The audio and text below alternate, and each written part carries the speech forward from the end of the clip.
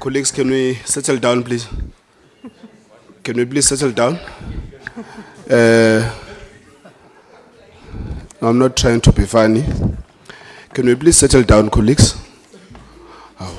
Oh.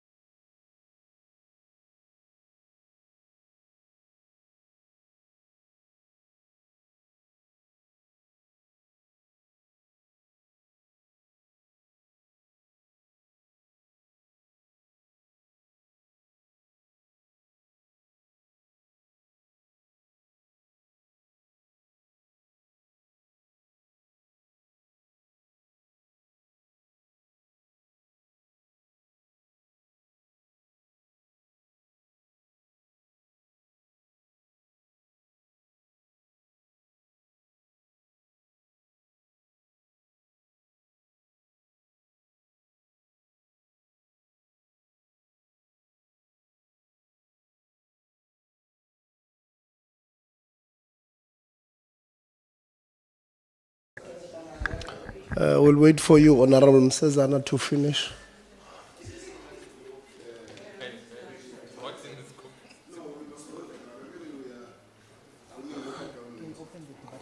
Serious? Hey, now, we have a problem. Yeah. Both. Now, good morning, colleagues. Apologies for starting slightly late. A few apologies. The minister is attending cabinet. He will not be joining us this morning. DM Gondwe is representing the minister in a program in the presidency. And so those are the apologies from the ministry. And then from the department, we have not received. NSFAS, we have not received any apologies. From members, we have an apology of Honorable Khabo, who had to go home urgently. There's an emergency that he's dealing with. Then we have an apology of Honorable Khakao, who says she's attending some media briefing. I hope it's not Harvard deployment, Honorable Christians. I hope you're not deploying her to Harvard. But the apology we received is that she has a media briefing this morning, taking into account what would have happened over the weekend. It might not be too far-fetched for us to suspect that maybe she's been deployed to Harvard. We don't have an apology. We have an apology of Honorable Lonzo, who said he'll arrive late. We don't have an apology of Honorable Governor. We don't have an apology of Honorable Zondo. We don't have an apology of of Honorable Souls. We don't have apologies there. Adog is sitting. Is it sitting? Yeah, I thought that they would have concluded their matters. Indeed, we had a long-standing apology for the ad hoc committee. But those are the apologies, members. Good morning, Deputy Minister Dube Ngube. Good morning, Director General Dr. Sishi. Good morning, DDGs present. 1, 2, 3 of you. Good morning, NSFAS leadership. Good morning to the team accompanying the Deputy Minister, the Minister's office, the DG's office. Good morning to members. Good morning to welcome Honorable Governor. Good morning to the team that is supporting us in Parliament. And so today we are meeting to get a briefing from the department and NSFAS on the registration and enrollment in a post-school education and training system for this academic year. And then we'll also have a briefing from NSFAS on the funding of students in the system this particular year. I think it's safe to say that this year would have been a fairly stable registration period, and NSFAS would have performed far beyond their standards of creating problems. NSFAS has always been known for creating problems in the system. At the beginning of the year, we went to 2 provinces, went to Limpopo and Eastern Cape, and institutions there, Dr. Lewin, indicated to us that they themselves were surprised by how efficient NSFAS was, which is very funny because NSFAS is supposed to be efficient, but but they told us that if they knew that NSFAS was that efficient or was going to be this efficient, they would have even opened the academic year a week before. We got that when we were at Univen, we got that when we were at University of Limpopo, WUSU, And when we were at Nelson Mandela, they, indicated that, they are pleasantly surprised by the efficiency of NSFAS and would like to appreciate that the team of NSFAS, led by the acting CEO here, because, I think most of the problems were resolved before the academic year began. We still do have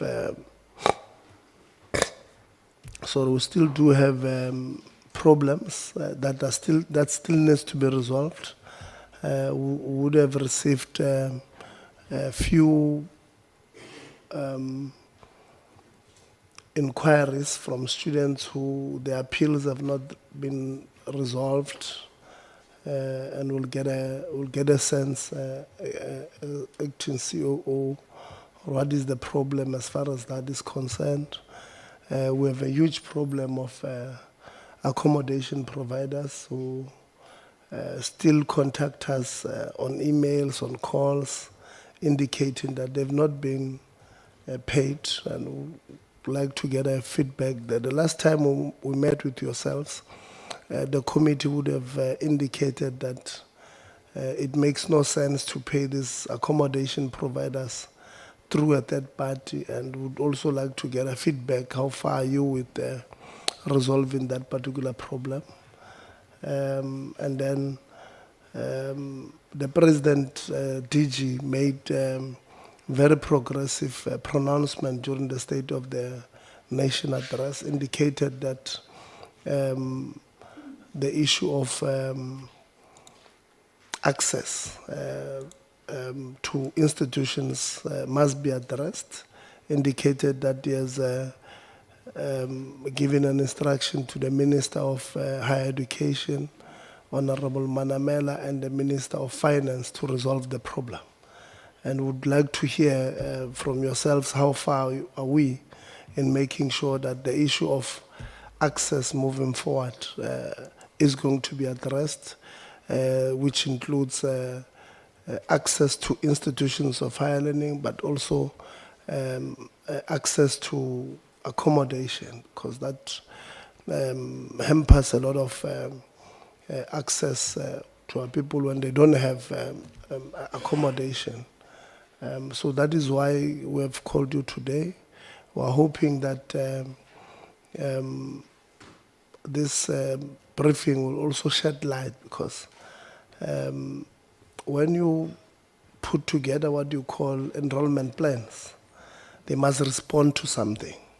So your enrollment plans want to see if they are indeed responding to what the country needs, because it will be futile for us to enroll 235,000 F10s this year on qualifications that are not going to be productive, or they are not going to ensure that these students who will graduate in these qualifications will be able to be, given a chance to participate in the mainstream economy. So in other words, we don't want to graduate students for the streets. So we want to graduate students who stand a chance. So your enrollment plan should be able to respond to the critical skills list of the country. And so we are hoping that when the meeting ends at 12:30, we would have received that particular issue. We've made slight changes to the agenda. Instead of taking the whole presentation from yourselves, we've asked you to, we're going to give obviously the Deputy Minister about 10 minutes to lead the presentation, and then we're going to give the DG to do the presentation with his team for about 20 minutes. So we had indicated, DG, that when you send us the presentation, we do read it, So we'll just give you 20 minutes to highlight what you want to highlight on the presentation, but you must take it that members have read the presentation. We'll also give 20 minutes to NSFAS, and then the bulk of the time will be given to members to engage the presentations because they would have read it. The reason we did this is because this venue is being used from 1 o'clock by the speaker and the chair of chairs with them in their meeting with the chairpersons of all portfolio committees. It starts at 1, so we should be out here latest at 1:15. So that is why we've changed. But we'll also adopt this strategy. When you send us presentation, members will prepare, and then we'll just give the leadership to lead the presentation, and then the presentation will not go through it because members would have read through the presentation, and then we'll give enough time for them to engage. Sometimes members do complain that we give them little time to engage the presentation, so we are now going to give you just 10 minutes or so to deal with the introduction of the presentation, and then you'll take it that members have read it. So Deputy Minister, I'm going to give you, like now I'm going to give Deputy Minister, when you do take the podium, you'll then introduce yourself and then lead the presentation. And when members come in to ask questions, they'll also introduce themselves and then continue their questions. And those who will be answering, they will also introduce themselves. So we'll also take out this issue of on the agenda of introducing ourselves here in the meeting. So those who will not be speaking in the meeting, it means there's no need for us to know. David, if the DG is here, there's no need for us to know that we are here because the DG is here. So there's no need for you to introduce yourself, Deputy Minister. Thank you, Chairperson, and good morning to you, Chair, and the honourable members of the committee, the DG and all the senior officials in the department, NSFAS acting CEO and his team, and the parliamentary committee system. Chairperson, thank you very much for honourable members. We are pleased to report that the 2026 academic cycle has registration has concluded across the PSET and public institutions across the country. Despite the pressure on the system, all campuses are operational and academic programs are underway. And I must say that, Honourable Chairperson, that your visit as members to institutions, our oversight work that we also had to do as the ministry did assist in ensuring that at least we are in touch with what is happening on the ground. This year, once more, Chairperson and honourable members, does demonstrate the growing demand for the higher education in our country. We will get a report, a presentation that would indicate the demand vis-a-vis the supply. And of course, we have taken steps to improve the efficiency and the access. Most institutions implemented the online registration system supported by in-person services. Registration periods were extended in other institutions to accommodate students that were also waiting for appeals. There has been catch-up academic support that has been put in place by various institutions, and the establishment, Chairperson, of the PSET wide war room is one area that we could say has assisted or enabled a real-time monitoring and the rapid resolution of the issues.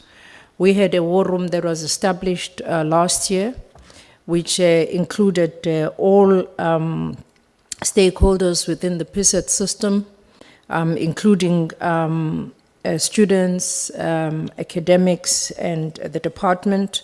And we met every week to get the real-time report on all the institutions, but also to be able to see which matters needed to be escalated to the war room, to the Ministry for Urgent Intervention.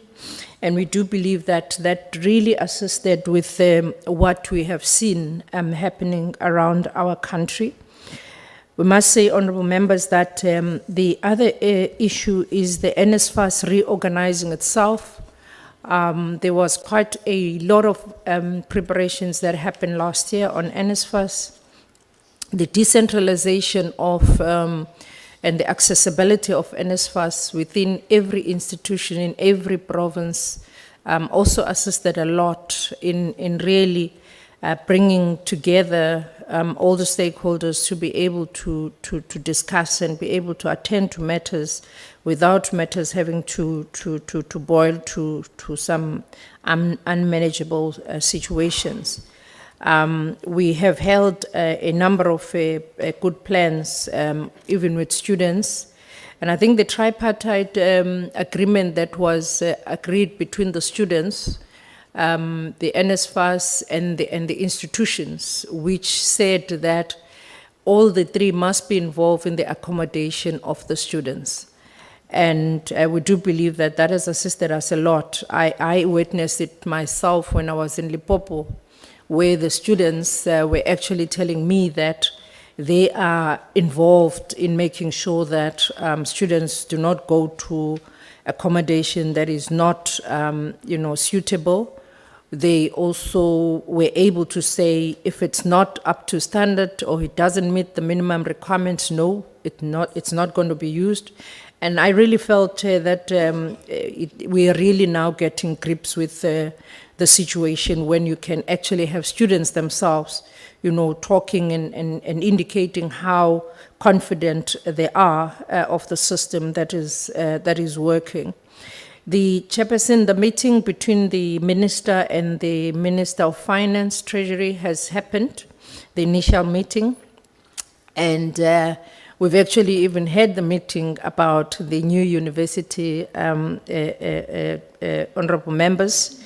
We will be proceeding with those plans. I'm sure the minister in the near future will elaborate on those plans. We are also discussing with institutions with a view of looking at various blended forms of within our system, so as to really begin to accommodate the numbers that we are talking about. We've also had a meeting with the CHE with a view of really looking at what are the areas that needs immediate attention in terms of that blended learning and other policies that we need to reshape in order to accommodate the numbers that we are experiencing. We are working very hard, honourable members, on making sure that the throughput is improved within our institutions, but also the changes in the curriculum, particularly within the TVET space, of making sure that we align what we teach in our institution with what the industry needs, and also working very closely with industry in terms of shaping the curriculum with a view of ensuring that as an industrializing country, we do have the requisite skills that are necessary for us to grow our economy. So we are working very hard on that. But Chair, without having to repeat what is going to be presented, I do want to say that the registration cycle reflects a resilient and responsive system, and it also underscores the urgent need for strategic investment into the system, improved in funding mechanism, and innovation in delivering of the models to expand access and improve the students' success. I want to be honest here to say that we do still though need to improve quite a great deal in terms of our TVET infrastructure, the modernization and making sure that we really make TVETs the first choice of our students. And it's the work that we are going to be concentrating on as the ministry. But we do appreciate, honorable members, all the support of making sure that we stabilize at least the system within the PSET. Thanks, Chair. May allow me to request that the DG now leads the presentation, as you have indicated that we do not have too much time to actually present. Thanks, Chair. DG. Thank you very much. Just want to time the DG.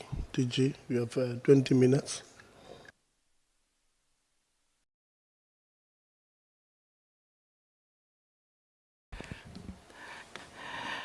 Thank you very much, the Honorable Chair of the Portfolio Committee, Honorable Tebogo Letsie, our Deputy Minister of Higher Education and Training in South Africa, Dr. Ngube, esteemed members of the Portfolio Committee, my colleagues and all stakeholders present here physically and those watching virtually. I think first and foremost, I think it's proper that we do express our appreciation for the role of the Portfolio Committee in the monitoring and oversight that you've conducted not only this year, in the previous years as well, where feedback had been given back to the department and matters were raised and matters were tabled and matters were followed through. The Deputy Minister, on behalf of the Minister of Higher Education and Training, has made opening remarks and address these issues, particularly the role of the Portfolio Committee. And I think that if I take it, the institutions also appreciate when there seems to be coordination between oversight conducted by various government departments, various entities, the department itself, and that of the Portfolio Committee. The synergy that has occurred, it also helps the very program of getting the new academic year to start as it should start. I know that I don't have enough time, but I do wish to make just one or two observations so that as we present on the mandate of our universities and our TVET colleges, CET colleges, as well as NSFAS, it is clear that we are driving a bigger project. And that project is a project of transforming education to be the type of higher education and training system that is in the dreams of the people of South Africa. In the previous opportunity we had last week, we did cite a number of initiatives that we have embarked upon around digital transformation, how we're driving social transformation, and spend a little bit of time speaking about curriculum development, especially in the TVET sector, with occupational programs being the focal point for the work that we do. So the work that we are presenting today is not unrelated to those areas that we have presented, and it connects with it. And it also begins to highlight why we've been successful in establishing a single coordinated and differentiated system that we are presenting on its behalf today. Why, in this process where we are reviewing all our policies, the solid foundation for policy framework that governs the work of all of our institutions have taken us from where we come from, a system that was disintegrated and balkanized into a system that is today a single system that is coordinated the way it is. We have had increased participation to advance social equity, and the enrollment stats that we are presenting are beginning to speak to, the issues of how are we going to further increase participation and advance social equity, and how are we going to meet economic and social development needs of our country, and how are we going to ensure that the program of deracializing the education system that started with us, revising the curriculum, cleansing it of racial content, ensuring that our policies pull together a department that is now more than 51% of all its universities in the top 500, universities of the world. More than 50 public, TVET colleges with an average of 5 campuses each, and all of them spread throughout the length and breadth of our country, ensuring that access to post-school education and training is not limited to cities and to elite communities, but it is accessible by even those communities that would have felt marginalized in the past. Obviously, the stats we are also providing today on enrollment will speak to issues of gender equity because it's important and central in the agenda for transforming education that we speak about this. The National Qualifications Assurance Framework is important. Quite often when we present to you, Chair, we present reports that are generated from our specialist units, and sometimes they are devoid of the nuances that really show that there is a broader mandate for the department. A new, more goal-oriented, performance-related and a funding framework, which is driven by NSFAS, is going to be presenting today in terms of what it is that we have done to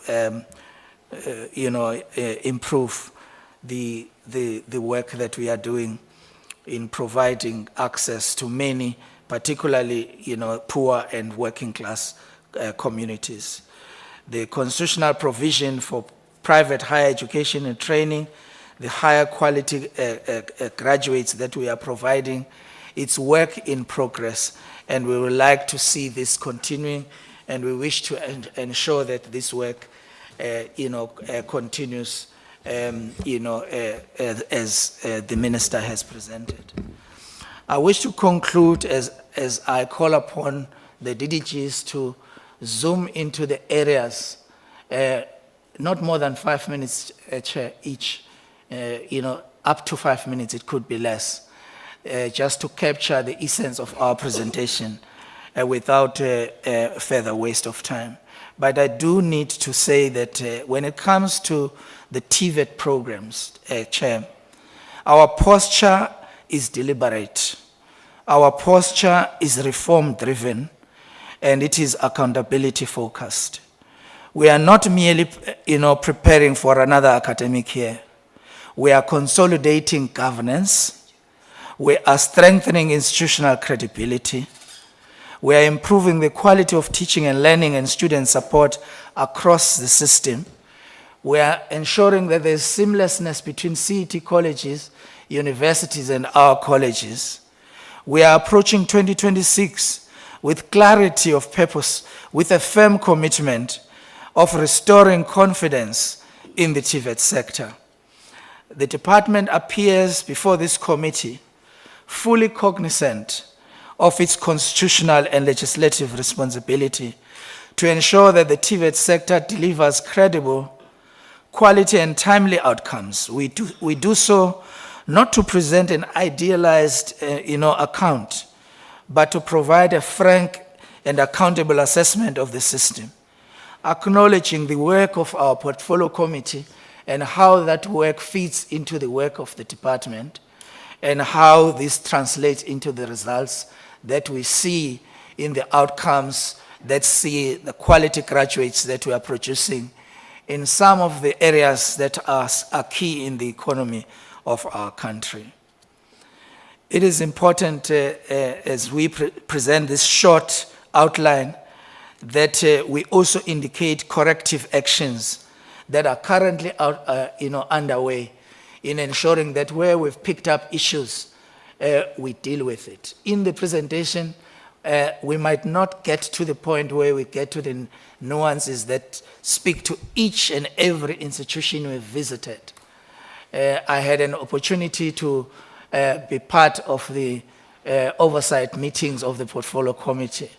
And in one of these meetings, it just happened to be in facilities that we have rolled out as a department, state-of-the-art, infrastructure that, we have rolled out. And this is no longer just the idea that we presented somewhere in the past, but it has now become the evidence that has been shown and as progress, not of the department, but of all of us together as a system.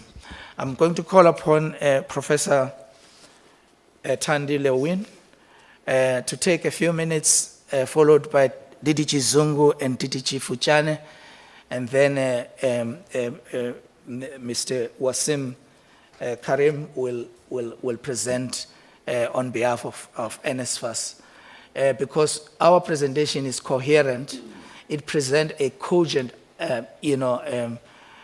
argument that says, notwithstanding the problems that we've been confronted with, but there is progress, and each and every year we see and we realize this progress that translates into better quality education for all.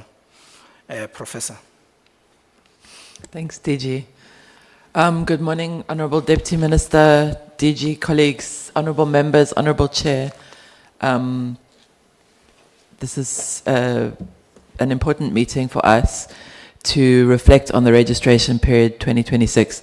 So I need to try and summarize really quickly, so not to go into all of the detail. So maybe just to say that, as the Chair has already indicated, and the DG has talked to, we had a relatively calm registration period this year, and I think the reasons for that have been outlined, but I think we do need to acknowledge the support that the universities received from NSFAS, which I think really not only sticking to the schedule of the agreed timelines for payments, etc., really assisted in also being able to ensure that the universities were being responsive to make payments, given that NSFAS had already made payments on time. So I think that many of the areas where there were interventions required, those issues were able to be resolved very quickly. And as the Deputy Minister has also indicated, the political leadership of the department and the support staff were also on the ground, as well as the portfolio committee as well. So I think that's really important. But I don't want to reflect too much on the details of it, except to say that the other thing I wanted to highlight is that we had a very good support from Department of Home Affairs on the visa issues, and there was a concession applied to students around the visa applications, and we continue to work. And this, by the way, is not just for students in public institutions, but it's also for students in private institutions. And we're very grateful for the partnership with Home Affairs, because it does assist us to allow students to come with effective visas, notwithstanding some of the problems that have been pointed out. The big issues, Chair, as we've pointed out in the presentation, relate to issues of student accommodation, where it is it is a challenge for universities to provide accredited accommodation to all students. Universities tend to be able to prioritize students who are in their first year of study, students who are NSFAS supported, and those who may be vulnerable for various reasons. Those are prioritized for on-campus accommodation. But given the complexities around the costs and the high numbers of students and the differences across different areas, this is something that requires very close collaboration between NSFAS, the department, and universities. What I wanted to focus on is to say that we are urgently looking at the policy around accommodation. At the moment, collating information from institutions to try and understand what some of the chronic and acute problems are that we can address going forward as we do this. Most of the kind of acute issues at the registration moment have been resolved with support of NSFAS, but the medium-term policy issues around the accommodation cap, the costs, and then the long-term issues around maintenance of university residences and the new build need to be addressed urgently, and the department is focused on that. The other issue relates to the difficulty that students have registering when they are self-paying students and they have debt with the university, and we know that there have been some with some students there have been some problems this year, and there are in some cases still students that we are trying to work to ensure that their debt is resolved. Some of those students are still attending classes but may have struggled to register. But this is a very, very small number. The bulk of students are registered. The bulk of student debt is addressed either through reconciliation with NSFAS, but also for self-paying students where they are able to get loans. In the long term and the medium term, the issue, Chairperson, is that we really need a comprehensive student funding model as a department. We need to address the gaps in funding. We need to address what happens with students who exceed the N+1, what happens to students who are trying to access second qualifications that they may need in order to get into certain employment pathways, and also the issue of postgraduate funding. And this is an absolute priority for the department, something that we are continuing to work on, also taking it to cabinet level, given the funding implications. The other issue I wanted to talk to Chair is just around the enrollments, and maybe we can just go on to the enrollment plan because I don't have really much time. Just to say that we see that we've got very, very large numbers of applications for only 235,000 spaces, but I do want to say that we grew over 10% in first-time enrollments this year. So it is a very good sign that we are growing the system. The enrollment plan is there for the reason of being able to support the enrollment growth in the system, ensuring that both the infrastructure and the human resource requirements for the system are also able to be met in the universities.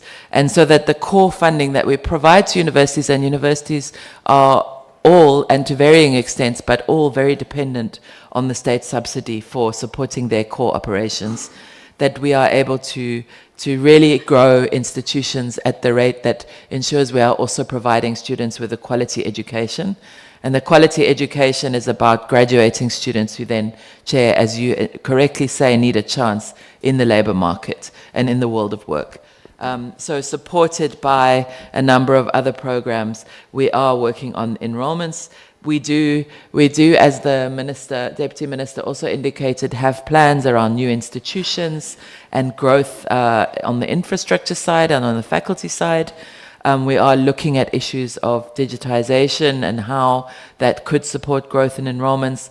We are looking at, through our teacher education, supporting improvements in maths and science at the schooling level, which will also improve throughput into higher education. And we are working also on the Central Application Service, which we feel is overdue and will really play an important role in getting young people access to higher education by paying a single fee as well, or in some cases not. So these are the kind of long-term issues. Obviously, where there are specific concerns at individual institution level, we are able to engage directly with institutions. Apologies if I am missing certain issues, DG, but I want to give my colleagues chance and not take up all the space, as we tend to do.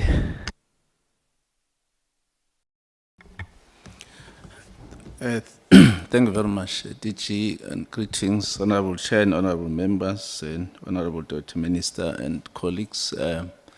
May we just move to slide 16 of the presentation? Yes, just here. These are the enrollment plans that we had at the beginning of 2026 academic year, with just around 170,000 projected F10s. It's just the breakdown that we have per province that will then give us a cumulative figure of 526,978. I will take this as read. We'll move to the next slide because I'm hearing our time is over. We have received quite a number of applications, just over 2.8 million, but these are applications that comprise of students that would have applied in a number of institutions and in different programs. So it's not the actual people that applied that is 2.8 million, but it's just the number of applications. We've managed to register about 144,489 out of the 170 that we projected.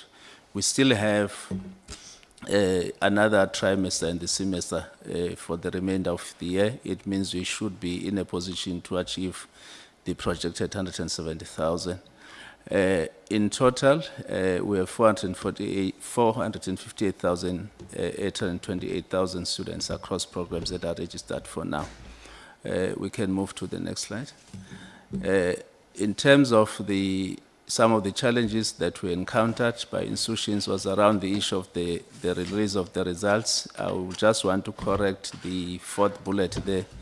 The 428,000 plus 80,000 will be a total of 538,828, not the 606. The 606 is an addition to 526,000. So if you add 80,000 on the 526, will give you a cumulative figure of 606 by end of 2026. So the 80,000 plus the 458 is a figure of 538,000 that is currently enrolled, including the blended and online learning. We hope that, Honorable Chair, we should be after June, because we are busy working on the NOLS, the National Open Learning Platform, that we should be over the next 2 years should have about 260,000 students that should be enrolled on the open learning platform. Next slide.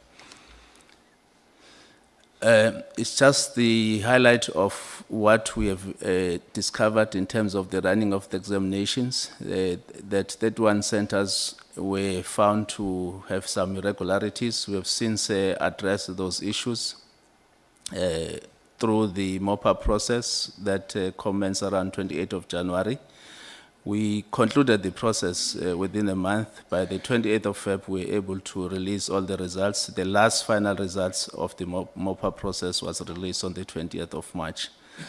We have embarked on correcting those issues by sending our teams to the various centers that were affected by these irregularities. Next slide. It's also an outline of those irregularities, how many were found guilty, how many were cleared and released. We have made sure that our teams are busy capacitating all those people in this. But there's also consequence management that we have also implemented, particularly around the issue of the use of the old ISET or outdated ISET standards. Next slide. We can go to the next slide because I've just touched on this one. These are the key cross-cutting system challenges that we encountered. It was around the issue of student funding, the delays in the appeals process. I think NSFAS will talk to that. But also the major one now being the issues of the shortage and availability of accommodation, both in urban and rural colleges, but mainly in the rural settings where we have major challenges, infrastructure backlogs, but also the issue of staffing constraints. We are addressing the issue of staffing constraints through the decentralization of those functions that are now done at the regional level, which assists the colleges to be able to fill those vacancies at a very minimum period. That will then be the end of our presentation. Thank you.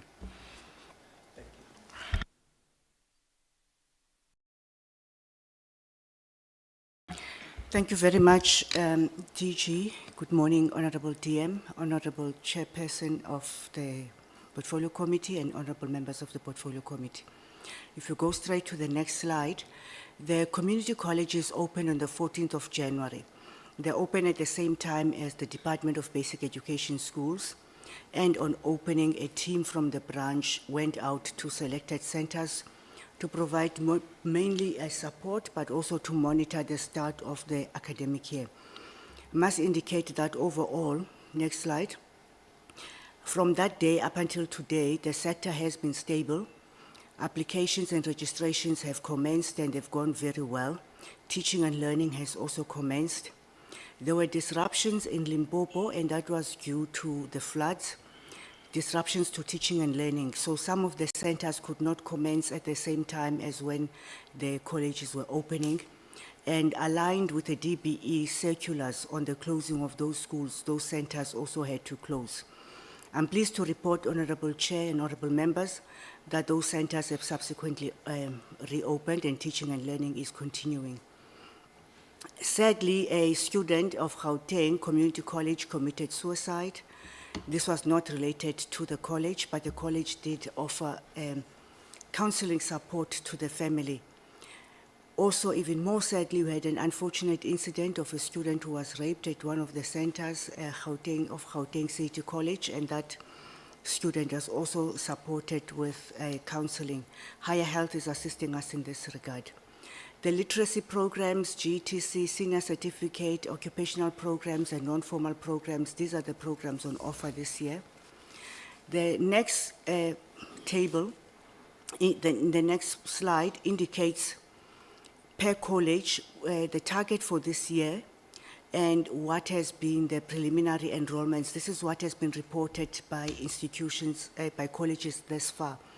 Let me also indicate that community colleges use a manual application system and a manual registration system. So this data is not verified. It is not even captured on the system. This is based on forms that were completed. In the next slide, you will note that the majority of registration closed on the 28th of February. So if you look at the AET levels 1 to 3, the GTC and the grade 12 programs, they are at maximum capacity in terms of the planned enrollments, because these are annual programs and registration closed.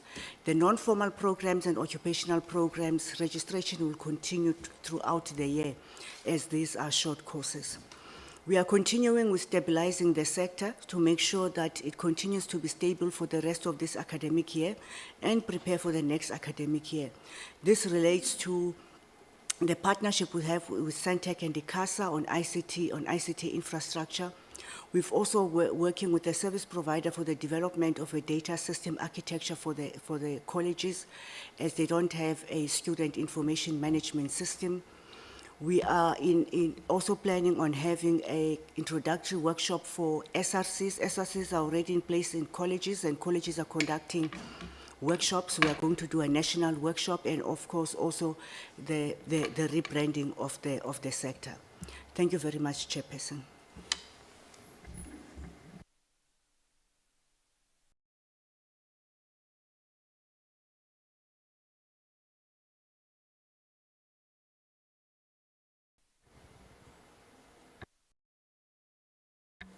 All right. Good morning, Honorable Chairperson, honorable members. Thank you very much for the opportunity to present.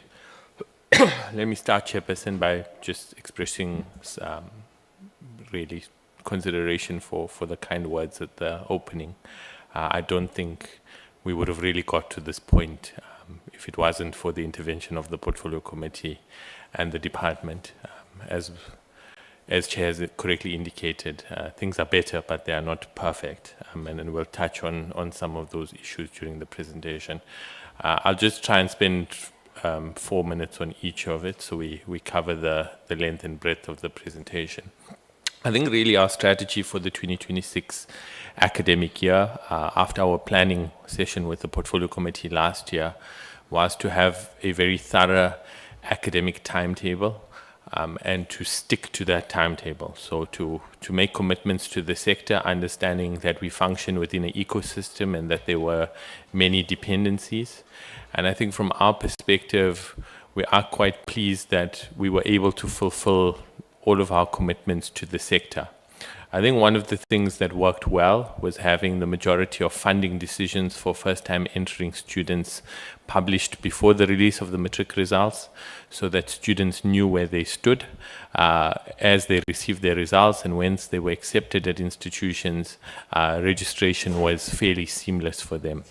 Similarly, with continuing students, them having their academic progression, whether they met or did not meet academic progression, allowing them to have that information before returning to campus also made quite a considerable amount of difference. And then, of course, getting money into the hands of the universities as soon as possible, meaning that they could disperse allowances, also creates a sense of stability across the ecosystem. We did find that some institutions do still have challenges. For example, we've seen over the last week at the Durban University of Technology, they are having challenges with dispersing allowances, and that has a knock-on effect. And really, our view is not, to say it's NSFAS's fault or it's the institution's fault. It's about the student, And I think as we plan for the next year, one of the things that we would like to introduce is testing institutions' capabilities to be able to execute, because it's one thing handing over the funds to them, but they also have a responsibility to get those funds to students. On the appeal side, although we have made substantial improvements on the appeals, generally appeals would move into June, July. All the appeals at NSFAS's side should be concluded before the end of this month. What we would like to aim for in 2027 is having appeals concluded even before the registration cycle closes. What we find with appeals is that both students and institutions had requested that we extend the time frame for appeals. The majority of appeals emanate from continuing students who have not met the academic progression criteria and who have the option to appeal either based on a medical circumstances, a traumatic event, or a propensity to complete their qualification. And what we had noted is that a lot of students ask for an extension to get those documents together to be able to file their appeal on time. But that has a downstream impact in terms of us assessing our appeals, because each appeal needs to be assessed on its merits. It means that it is a lengthier process than the funding application, and it does trip over into beyond the registration period, and we often have to ask institutions to accommodate those students there. We are also experiencing challenges on private accommodation. We made a commitment to do a TVET accommodation disbursement on the 13th of March. We did do a TVET disbursement on the 13th of March, but we did not achieve widespread coverage. Why? The legal opinion that we received towards the end of last year indicated that it was not legal for NSFAS to pay accommodation providers through the solution partners. Yeah. And therefore, at the start of this year, we made a commitment to take over the payment of private accommodation providers from the NSFAS side. This is also part of our commitment to remove middlemen from NSFAS's system. Now, in that process, we were required to re-verify many of the accommodation providers' banking details. And what we found was that there was a large amount of failure rates on the verification of the banking details. Even before that disbursement, we reached out to accommodation providers through various housing associations. We gave them an opportunity to correct their banking details. And we included those that were able to correct in the 13th of March disbursement. Where for those who could not, we felt that we did not want to destabilize the sector, and therefore we added a supplementary accommodation payment date on the 25th of March, which is today, and we are on track with that payment. However, that payment will achieve about 80 to 85% coverage. We are noticing that some accommodation providers are still struggling. Some of them, it's basic issues like leaving out a dash or leaving out a bracket when they submit their banking details. In others, it's seemingly more sinister in that you've got, personal bank accounts being used for an accommodation provider that's registered as a company. And we are committed to helping all accommodation providers to verify their banking details. However, we also have to ensure compliance because as a number of reports, internal and external, have indicated, this is an area of work that is subject to abuse. I'll not necessarily go through the numbers. I think we are familiar with most of them, but to say that we have across the system concluded most of our funding decisions, even on appeals. Every single appeal has been considered by NSFAS. What we do have is situations where students had outstanding documents, so their appeal was filed, but they did not file the correct documents, or it was an outstanding document. We do give those students an opportunity to resubmit, but as I would have indicated, NSFAS wants to move towards a final funded list by the end of March, and therefore we would really encourage those students who do have outstanding documents to submit them to us. As at last week, we'd received registration data for about 198,000 TVET students and about 352,000 university students. Our projected enrollments for TVETs are 300,000 students for this year. That includes semester 2 and trimester 3. And we at the university level, our projected enrollment is about 593,000. We've disbursed about 6.4 billion to universities and about 1.4 billion to TVETs. I'm also pleased to say that the committed TVET disbursement of the 25th of March allowances is being carried out, and students are receiving those allowances as we are in this meeting today. If we move to issues of student accommodation, one of the first aspects that the NSFAS board when they were appointed last year was to commission both a legal and a forensic review of the student accommodation. If members would remember, at the beginning of last year, we had a real crisis around student accommodation.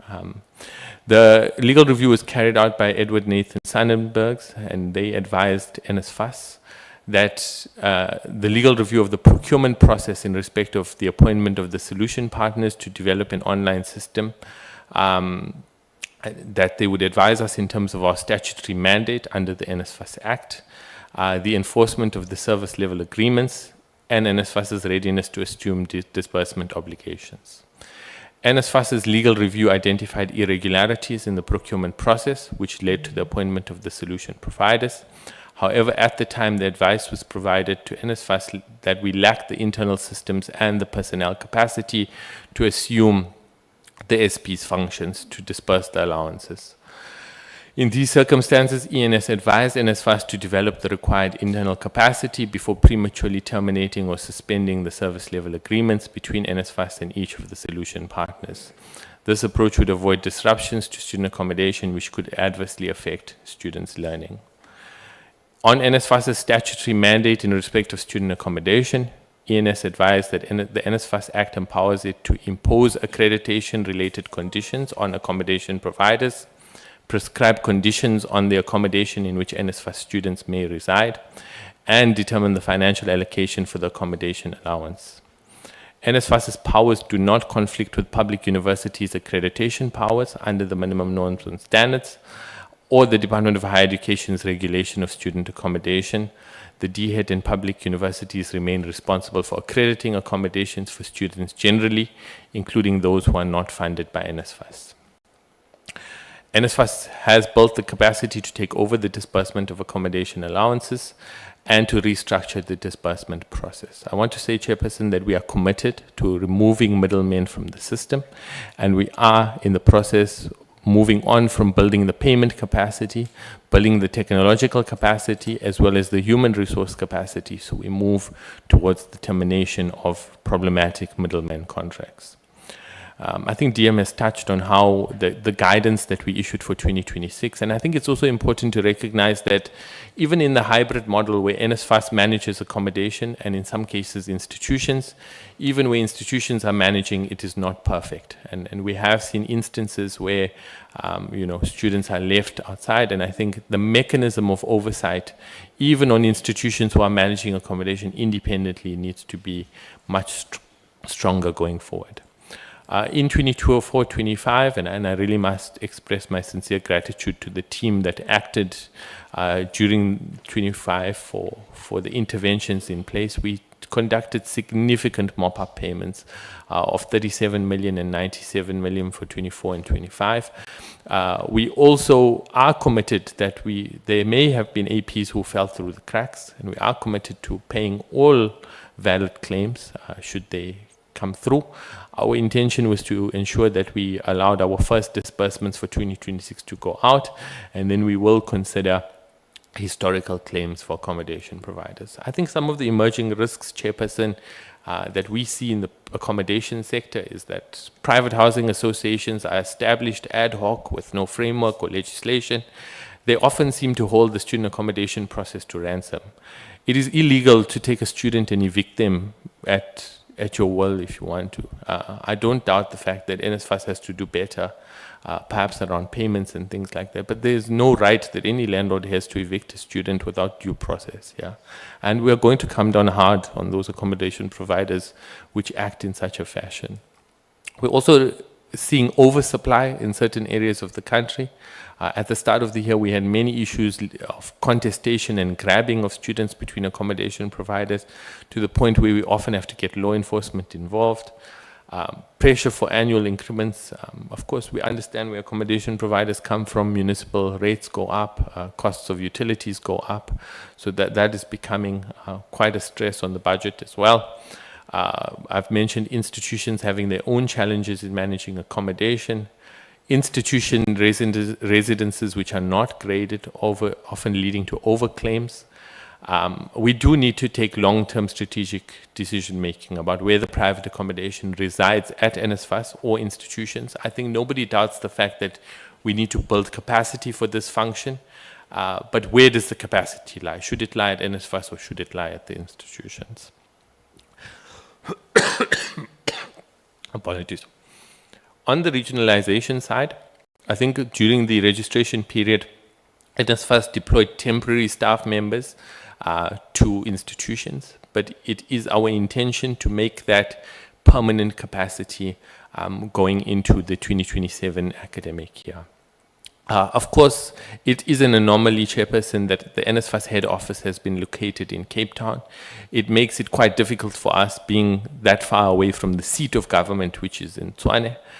And therefore, through consultation with our employees and approval of our board, as well as the executive authority, we have determined that we will establish a national head office in Gauteng at the start of 2027, while continuing to maintain a regional office in the Western Cape. And we've also received confirmation that 56 institutions have offered us free office space to have decentralized locations at higher education institutions. Our phase one is to roll out to these 56 institutions, which includes 10 universities and 46 TVET colleges. We've indicated the list of participating institutions here. We are drafting service level agreements to determine what are the roles, what are the governance, what is the reporting and the compliance, as well as proper stakeholder communication. We've also consulted with institutions who've asked us to clarify what is the roles of NSFAS staff members, the operational scope of their work, as well as the alignment with institutional policies. There's also, things to work around. For example, if you're employed by NSFAS but housed at a different institution, which of those institutions' policies apply to those staff? And I think it's important that those are clarified here. At a senior management level, we already have regional roles. We have a senior manager for TVET, a senior manager for universities, a senior manager for student accommodation, but we have one vacant role on senior manager for disbursements and reconciliations. The operational structure that we're looking at is that we will have 76 institutional support practitioners. So each institution will have an institutional support practitioner dedicated to that institution. When we say one, we mean one per institution, who then will travel around to the different campuses. So for example, if you have an ISP for TUT, that person will rotate between TUT Tshwane campus, Mpumalanga campus, and Limpopo campus. We also intend to have then 9 regional accountants, one to serve each province, who will also rotate between the various institutions, supported by a graduate internship program of 152 interns, one for administration and one for finance. Our team has identified critical policies which include recruitment, conditions of service, employee movement, and relocation. I want to make it clear, Chairperson, that we do not intend to implement this project without due and appropriate consultation. Our employees are the most important aspect of our organization. We want them to come on board with us in this process. We've consulted negotiations or consultations with both NIHAO, and which is our majority union, as well as NUPSO, which is our minority union. They have expressed some inputs and some concerns, which we are addressing through the consultative forum. Based on what we see, the cost to decentralize will be about 103 million rand, which will include costs of recruitment, training, ICT workstation setup, relocation, intern program costs, which will most likely be funded by Sector Education and Training Authority, and as well as some project and change management services. However, we do project that this project will give us savings of about 72.2 million rand as a result mainly of reduced office space, as a result of reduced travel costs, and reduced utilities as well. So it's a net cost of about 33 million rand to implement the project, which we intend to, what's the right word? Split over 2 financial years. Employees have asked for some benefits for relocation, which includes extended parental leave, 5 minutes, no? flexible working arrangements as I move towards conclusion, and partnerships with DBE. On the closeout project, Chairperson, we've made on the university side a significant amount of progress. 90% of universities are completed. That has seen a lot of progress, and interventions of both the university branch and USAF have made a difference. Unfortunately, on the TVET side, it's not as good, 29% on the TVET side. And what we're doing now is pursuing an alternative approach. Instead of liaising with the TVETs directly, we've obtained permission to obtain the TVET data directly from the systems that TVETs use, which is Caltech and ITS. And the team, when I liaise with them, are confident that this is bearing fruit and will allow us to move towards conclusion. That's just the approach that we follow on the data extraction and the reconciliation of TVET closeout. We've also had a closeout workshop with DHET, USAF, National Treasury, and Auditor General to reach agreement on how we treat this from an accounting perspective.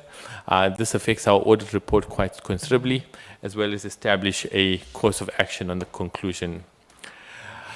Chairperson, on the issue of the SIU, on the issue of the NSFAS lease in Cape Town, there has been 2 pre-trial hearings with the presiding judge at the special tribunal. NSFAS has filed its answering affidavit, which indicates that we will comply with the order of the court. The key discussion points are the consideration of options, the confirmation of the relief sought, identification of key issues, the case timetable, and moving towards the formal hearing. We've also, the SIU is now zoning in on student accommodation.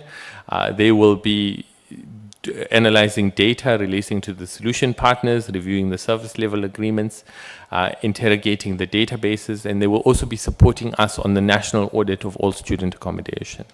Where we have found that grades were incorrectly granted, those grades will be terminated, as well as funds recovered from accommodation providers who may have unduly benefited from incorrect gradings that have taken place. Yeah. Chairperson, in conclusion, I think we've made 2 executive appointments during the last quarter. We've hired a qualified chief audit executive, Mr. Fortune Mkabela, who joins us from the National Energy Corporation of South Africa, as well as the chief information officer, Mr. Zamukuhle Mtetwa, who joined us from ShopRite. Yeah. I'll perhaps just allow our representative from the board to give an update on the CEO recruitment process, and then we'll pause there. Thanks, Chair. Thank you, Acting CEO. Morning, Chairperson, the DM, DG, the DDGs, Executive Management from NSFAS, and the Acting CEO. Yes, the recruitment process for the CEO is almost completed, and we are conducting our interviews on Saturday, and will, in due course, announce the newly appointed CEO. Thank you so much. Thank you very much, NSFAS. Members, I'm going to come to you.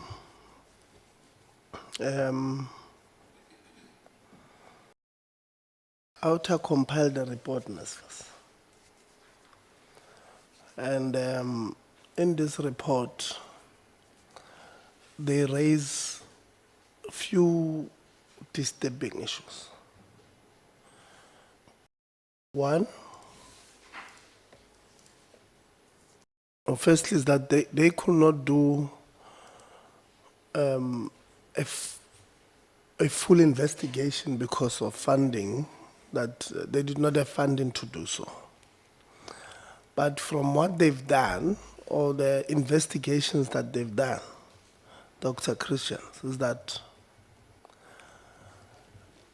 there are accommodation providers who, according to the payment details from the solution partners, they were being paid for a number of beds. And when Outer went to do an on-site visit to this accommodations, they would find, for an example, an accommodation that was being paid for 300 beds. On site, they only had about 75. What does that mean? It means we may have been paying for accommodation that doesn't exist. One. And want to thank Outer for this investigation, because they did it out of their own pockets. And their recommendation is that the portfolio committee must consider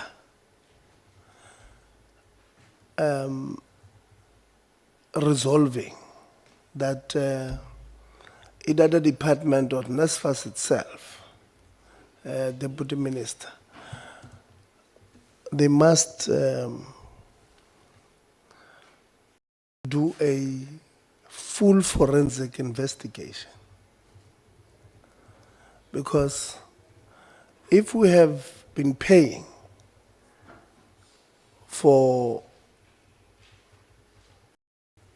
300 beds and on site there's only 75, it means there's 225 beds that we've been paying that do not exist, or that may not exist. And that is public funds that would have benefited other students in the system. And we can't turn a blind eye to such. Two, the forensic, the terms of reference of this forensic should look at who enabled this alleged corruption. Because if the solution partners were accrediting this accommodation and then they were paying this accommodation, then they can't claim that they don't know. They looked at the documents and what.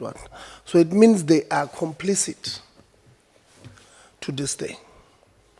So the forensic should members agree, and I'm raising this thing, members, so that when you speak, you must also speak to this point, so that you are able to take a decision whether we resolve that there must be a forensic here or not. Because I personally think there should be, but it's your decision. The CEO in his presentation says that they could not, okay, firstly, the solution partners only submitted data on the 12th of March, a day before the day that NSFAS had put as a deadline to paying solution partner, to pay accommodation providers. Now, this is how I'm interpreting it, TJ. Two things. One, it's either the intention was to sabotage the work of NSFAS so that they don't pay accommodation providers. That is one, and there's revolt. Or two, they submitted these things late so that NSFAS does not do due diligence, they just pay these accommodation providers. And if they pay, then they don't look at who they are paying, which account are they paying to, and how much are they paying to these people. Obviously, they will then take an invoice and pay according to the invoice, but due diligence, because they will be under pressure to do this thing last minute. Now, NSFAS decided correctly so not to pay other accommodation providers who had put personal banking details to a company. Now, I'm not a tax lawyer, but that doesn't sound right. That we have been paying a business into the owner's account. Honorable Ngubane, you know, this might sound familiar to you because we're told allegedly that when you came into Parliament, the old man wanted all your salaries to be paid into a Capitec account, and he was going to pay you, which correctly so Parliament refused. But this is the same, where we were paying a business into a personal account. Now, SARS might have issues with that because this company was trading possibly with with these people we don't know anymore, but with a tax clearance. And for a duration of whatever time, they may claim using the bank accounts of the bank, of the company, that they did not do business and rob SARS, rob the people of South Africa from paying certain fees. And I think, department, we owe it to the people of South Africa that you must get this data. NSFAS must report this thing to National Treasury, and the National Treasury, company X, Y, and Z was paid by NSFAS. And I know that we've paid, according to Outer's report, we've paid over 4.5 billion. I don't know for how long, but it was around 129,000 students. but we've paid 4.5 billion. And according to your report here, at least 60% of the accommodation providers could not be verified at first, meaning they were not using the company details and all of that. 60%. So if we're to play on average here, DG, would say 50% of 4.5 billion would have been paid into personal accounts. Obviously, it's a rounded off number.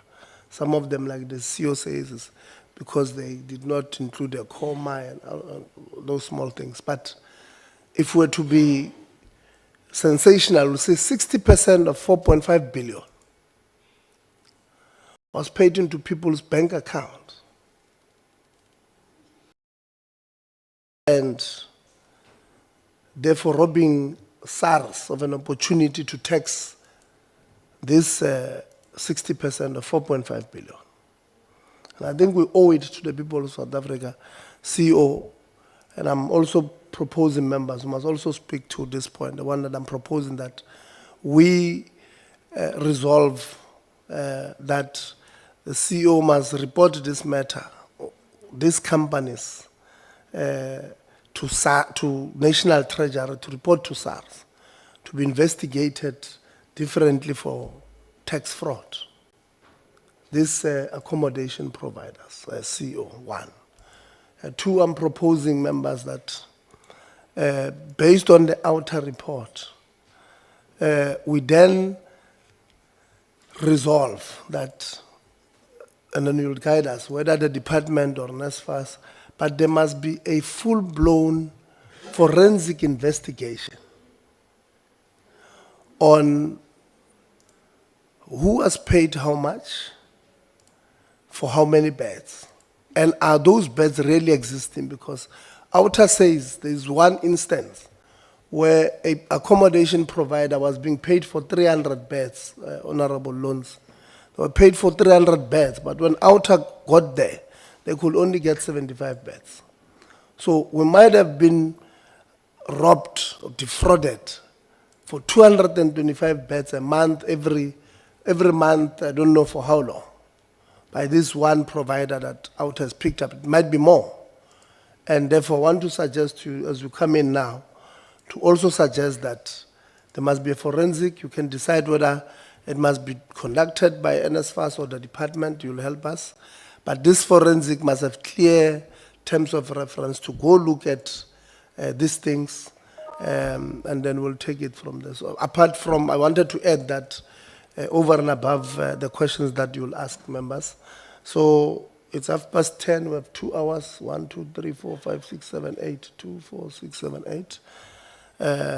So it means it's 15 minutes each until 12:30. We're 9. Sazana is here, sorry. We're here. So we'll take 12 minutes, members.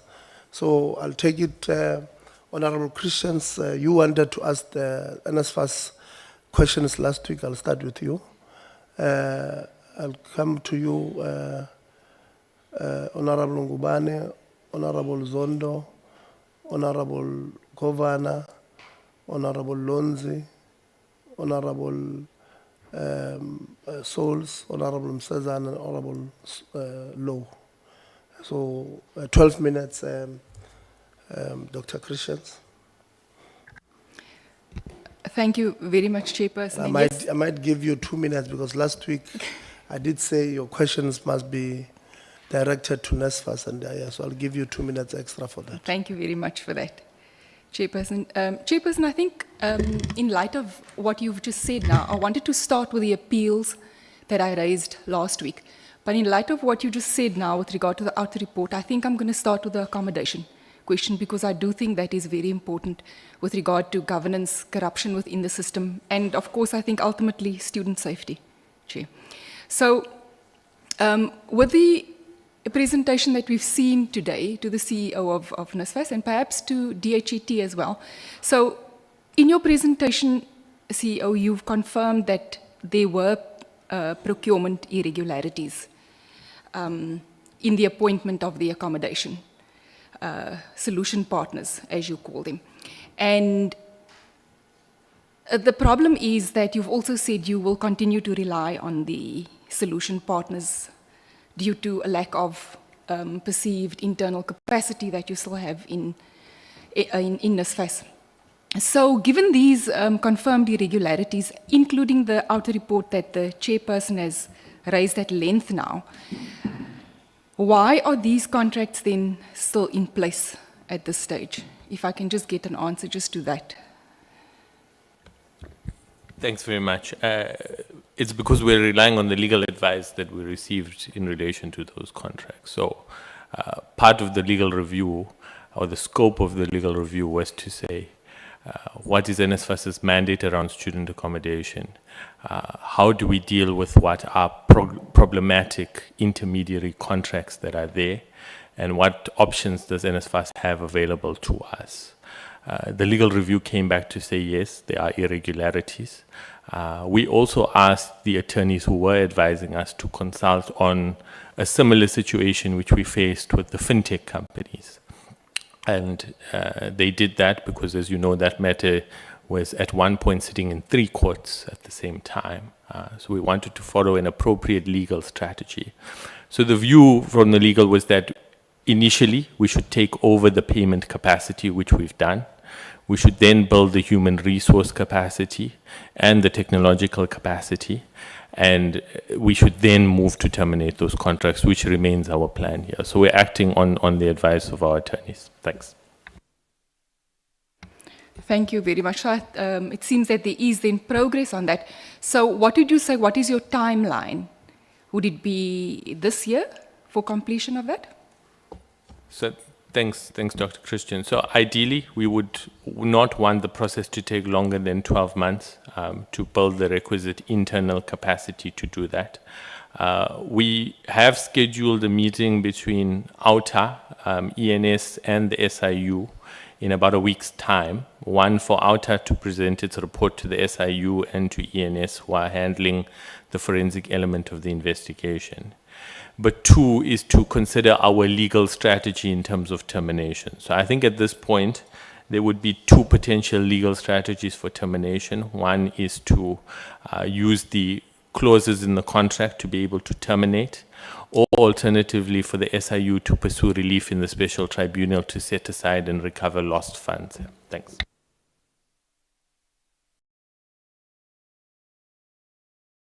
So I think just, you know, the problem that I have at the moment, or the concern that I have, is the safeguards that you have in place right now to protect the vulnerable students in a system that is still unstable.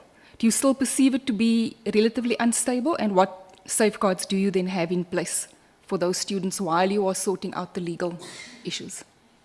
Yeah, so I think what we did at the start of this year, and I think the turn of the academic year does present opportunities in itself to remedy the situation, right? So I think one of the things that we did was issue a very clear framework for how students should be registered and onboarded. As you know, in the prior year, we had a lot of issues with accommodation providers giving us claims for students that they had not housed or that were not NSFAS funded.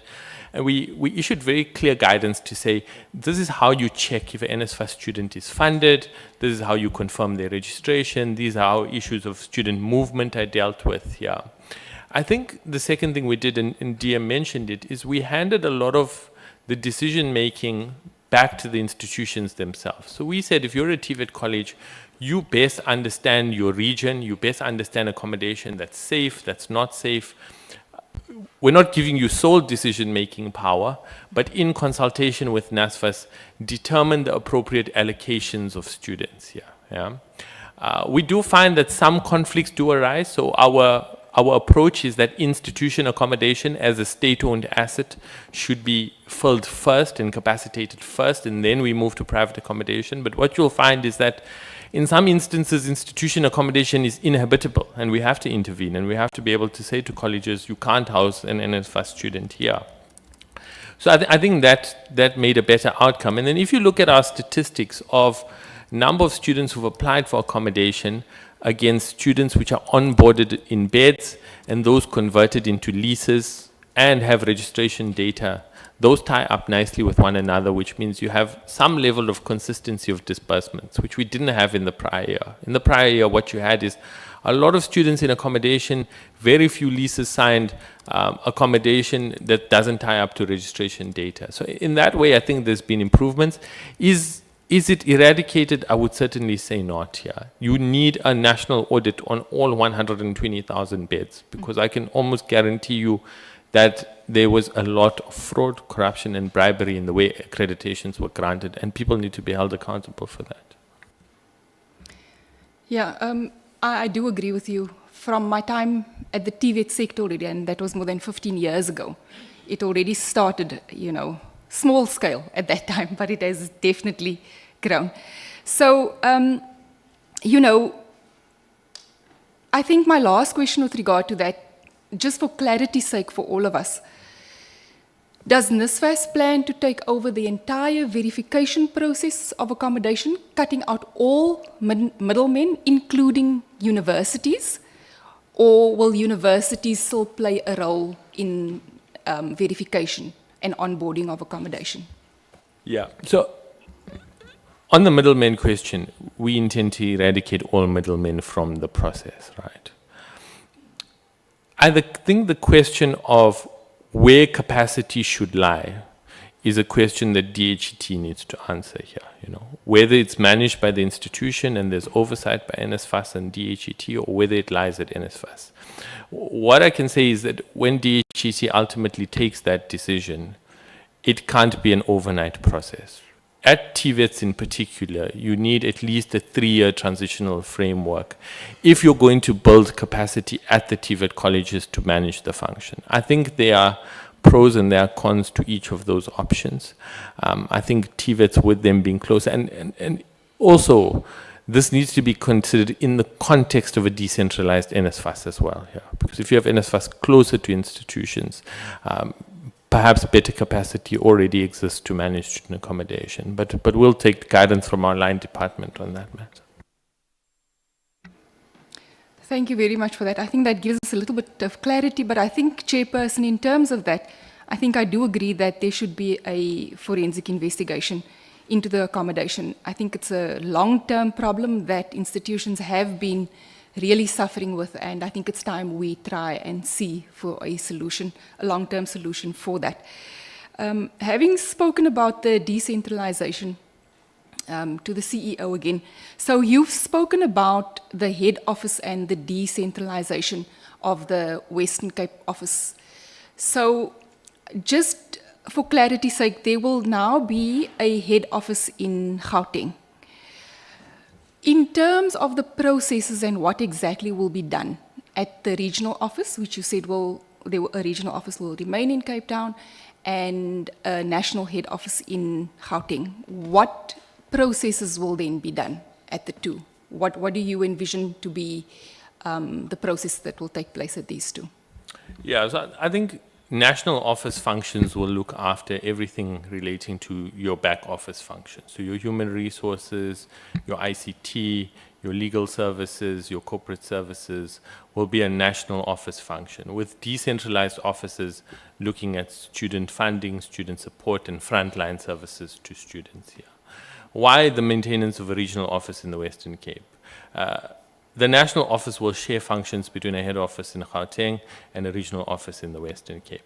NSFAS has, for the last decade, tried to motivate for why it should be located closer to the seat of government. And you keep running into the same issue, is that staff members here can't be forced to move if they don't want to here. It's unfair, in my opinion, to do that. People set up their lives, they set up their families, they put their kids in school, and asking them to, you know, upend their entire lives because it's a strategic decision, in my view, is not correct. The pandemic, if anything, showed us that work can be flexible in nature, and you can continue to deliver here. The travel costs of NSFAS are inordinate in terms of having to commute between meetings of government in Pretoria and being located in Cape Town here. And therefore, the maintenance of a head office in Gauteng and a Western Cape regional office is meant to effect a strategy that allows NSFAS to be an effective organization, deliver services, but also consider the well-being of our employees. So you've also spoken about cost versus savings. And again, just clarity, because in my mind, the cost savings just don't add up at the moment, because of the astronomical amounts of money that you're paying for the Western Cape offices. So you've spoken about a total cost of 103.3 million rand for the decentralization and a projected savings of 70.2 million. So as far as what I've calculated, this is not a cost-saving exercise, not in the short term, in any case. It is rather an additional cost because of the other costs that NSFAS is still carrying. And then you've also spoken about the reduced travel costs and reduced escalation costs. And another risk that I also saw in the presentation was with regard to your staff relocation. So you mentioned relocation packages, school placement for children. You've also mentioned flexible working, all of which, I mean, we are in total agreement with, because as you've said, we're working with the human element, and we are in total agreement that we need to see to the staff members of NSFAS. I'm concerned, though, that you are not telling us the whole picture, perhaps, with labor. Are you expecting resistance in the decentralization process after having spoken to SATU and all the other labor organizations?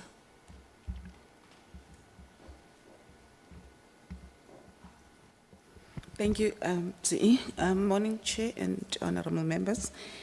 In terms of the labor consultation, we do not expect resistance in the main, because doors of communicating are still out there. We are engaging with them. However, I think the snag has been that they advocated for an independent chairperson to run the National Consultative Forum, which we have since appointed, and the chair will assist us in managing the inputs or the concerns of labor. But generally, we had to have 2 meetings already with both unions. The first meeting was just to present the thinking and the strategy as approved by the board. And then the second meeting in January was to receive the feedback from labor, from the employees, which suggested that they are not adverse and they are in support of the project. It's a question of us giving them details and be transparent in our processes. Thanks. Yeah, let me add to that, Dr. Christians, is that decentralization will cost us funds. I think if you're going to roll out and you're going to do it properly, it will cost you money. I do think there will be considerable savings. I think what we spend on our current lease is excessive. I think what we spend on travel is also excessive. But I think what's also important to take into account is the non-financial support that you'll get from decentralization. So what is the benefit of having students having someone full-time in person that they can speak to? What is the benefit of having an early warning system that can prevent protests and strikes and damage to public infrastructure? And let me make a last point. In any organization where management and labor agree on everything, it's not a good organization here. I mean, it means there's no space for. So I'm sure we'll disagree during the process, right? I think where NSFAS is at is that labor, rightly so, feels that there's been many broken promises over a number of years. And it's important that we articulate and listen to their concerns. It's also important that they don't frustrate processes just for the sake of frustrating it. Because at the end of the day, we have an important constituency, which is students, which need to be served. Thanks, Jay. Can I ask a last closing question? So I think one of the questions I had last week was with regard to your turnaround strategy that has been on the table for quite some time. And together with that, with a turnaround strategy, you have a loan system in place. And according to your presentation, you've only reached 27 students, I think, out of 2,400 students, right?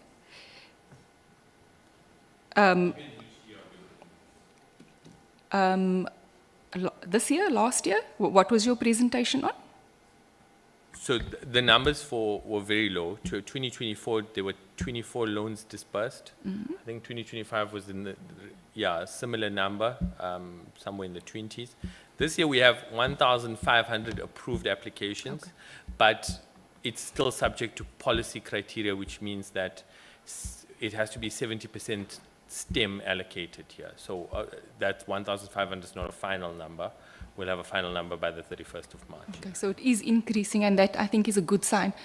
But with regard to your turnaround strategy, which includes that loan system, so when will it be finalized and actually implemented? And who is actually supposed to, finalize it? Who is in charge of the turnaround strategy? Yeah, I mean, look, I think, when I was at NYDA, people used to say, at some point you must stop turning, you need to turn. So I think the turnaround strategy is ongoing. We have implemented some aspects of it. So if you look from a business performance perspective and a commitment to timelines and disbursements, a lot of that has already been implemented. As we can see, student accommodation, there's some progress, but not entire progress. You probably need a good another 6 to 12 months to fix the issues on student accommodation. Loans, of course, it's very low in our opinion, right? We'd like to see that number much higher than it is. And what we've said to the department is, there's probably policy things in the loans that need to be looked at. For example, 600,000 cap on the loans, should that really be there? Should the threshold be a bit higher? Particularly for larger families who may have multiple children. The 70% STEM, is that a right policy decision when we see basic education statistics declining in the terms of students who are taking maths and science? So we want to produce a pipeline, but that's not necessarily coming through, which is inability to fund loans here. So I think what we could do for our next presentation is give a dashboard on 5 or 6 critical areas on the turnaround strategy, so that the portfolio committee can track our progress and see what we're making in that regard. Dr. Christians, if you can just comment on the forensic that I proposed. You said you do agree. Who must do it, the department or NSFAS? And then do you also agree on the proposal that NSFAS must report this 60% of companies to National Treasury for possible breach of tax laws? So those are the two that I think you have not really clarified us on, so that we can move on. Yes, Chair, I'm unsure about who should do the actual forensic investigation, DHET or NSFAS. In my mind, I think it's something we should discuss as a committee. Chair, perhaps it should even be, an independent forensic. An independent forensic No, it will be investigation. independent, but Yeah. I'm saying who must appoint. So Yes. there must be somebody who gives an instruction. Then it should be the DHET, definitely. Okay, Definitely, Chairperson. thank you. Honorable Lonzi, we don't have capacities of to do the forensic ourselves.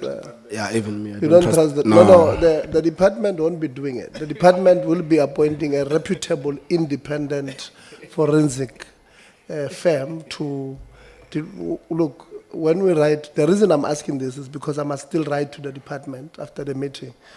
And we will then have our own arrangement where we even include the terms of reference. What is it that they must investigate? So that the department does not water down the allegations that say maybe investigate if this company was paid. Then the report comes and says, yes, they were paid. Then what? So we must be clear on the terms of reference ourselves. Honorable Mseza, you No, do Ngibonga. have 12 minutes. Yo, angibonga sihlalo.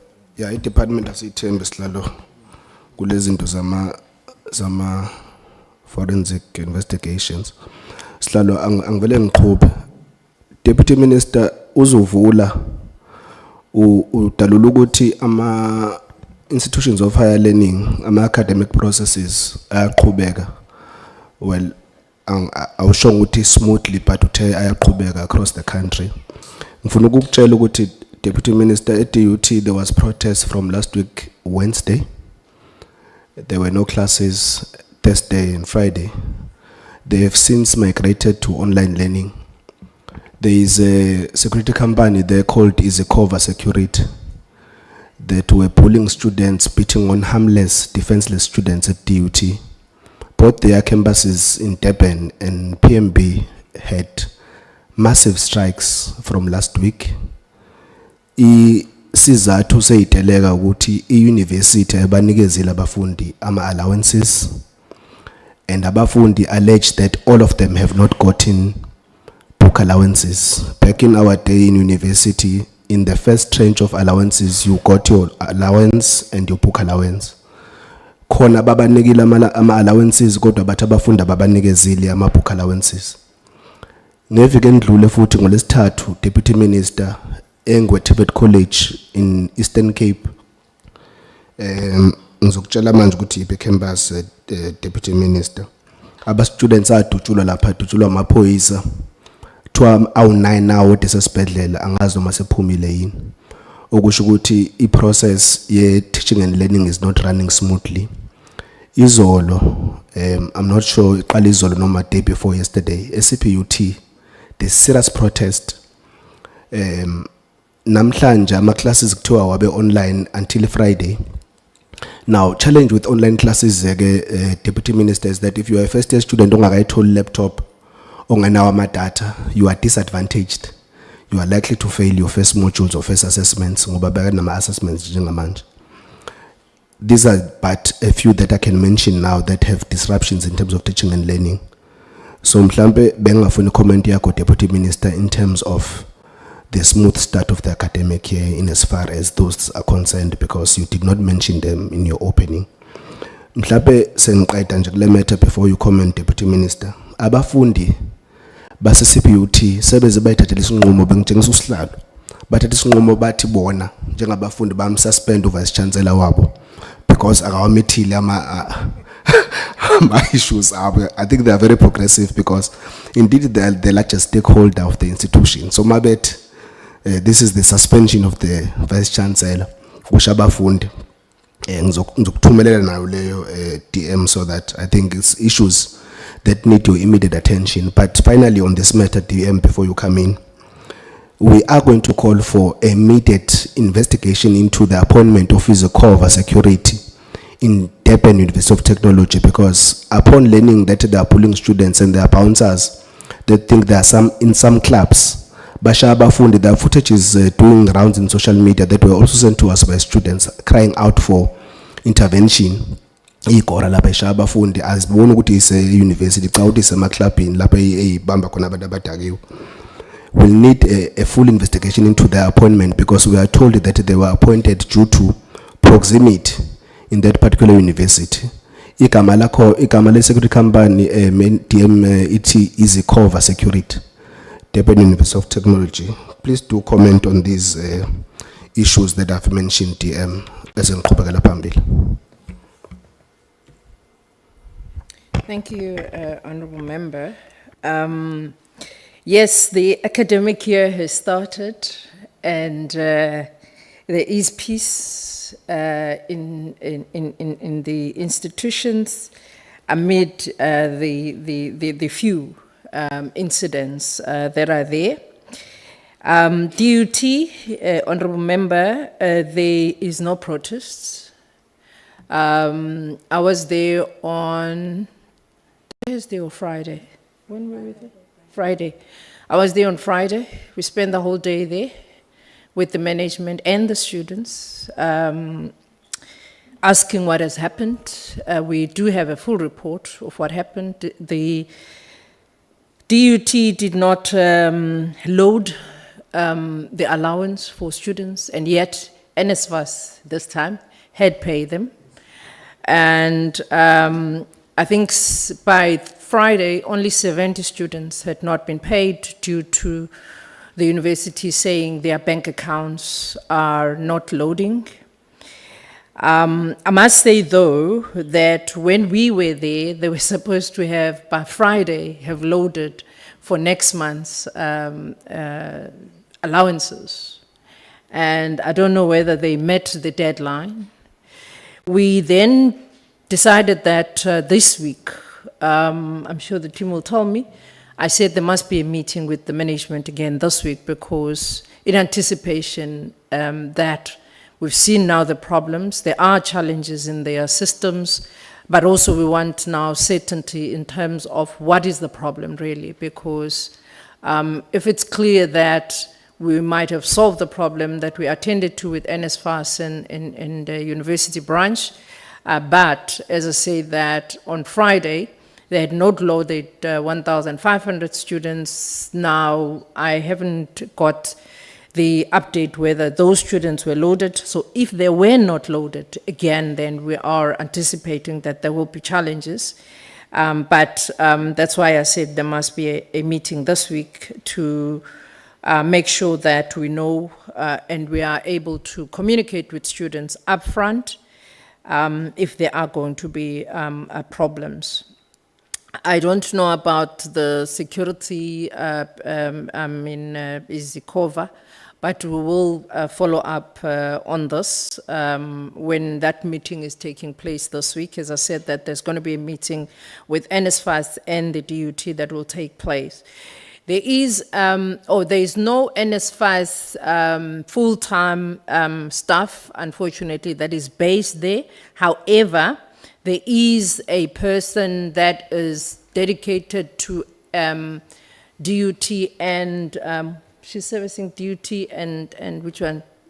One campus in Mlazi, because DUT did not make offices available. They said they don't have offices available for NSFAS to be based there. So they are based in the campus in Mlazi and they shuttle between DUT and the other campus in Mlazi. But there are people who are... MUT, yes. Yes, MUT, thanks, Chair. But there are people that are there, and we confirmed that there are people that are full-time dedicated to servicing these institutions. Well, as you say, the CPUT, probably it's because it's happened today. I don't have the update about it. Ingwe, I did communicate with the department last week. I just checked my messages.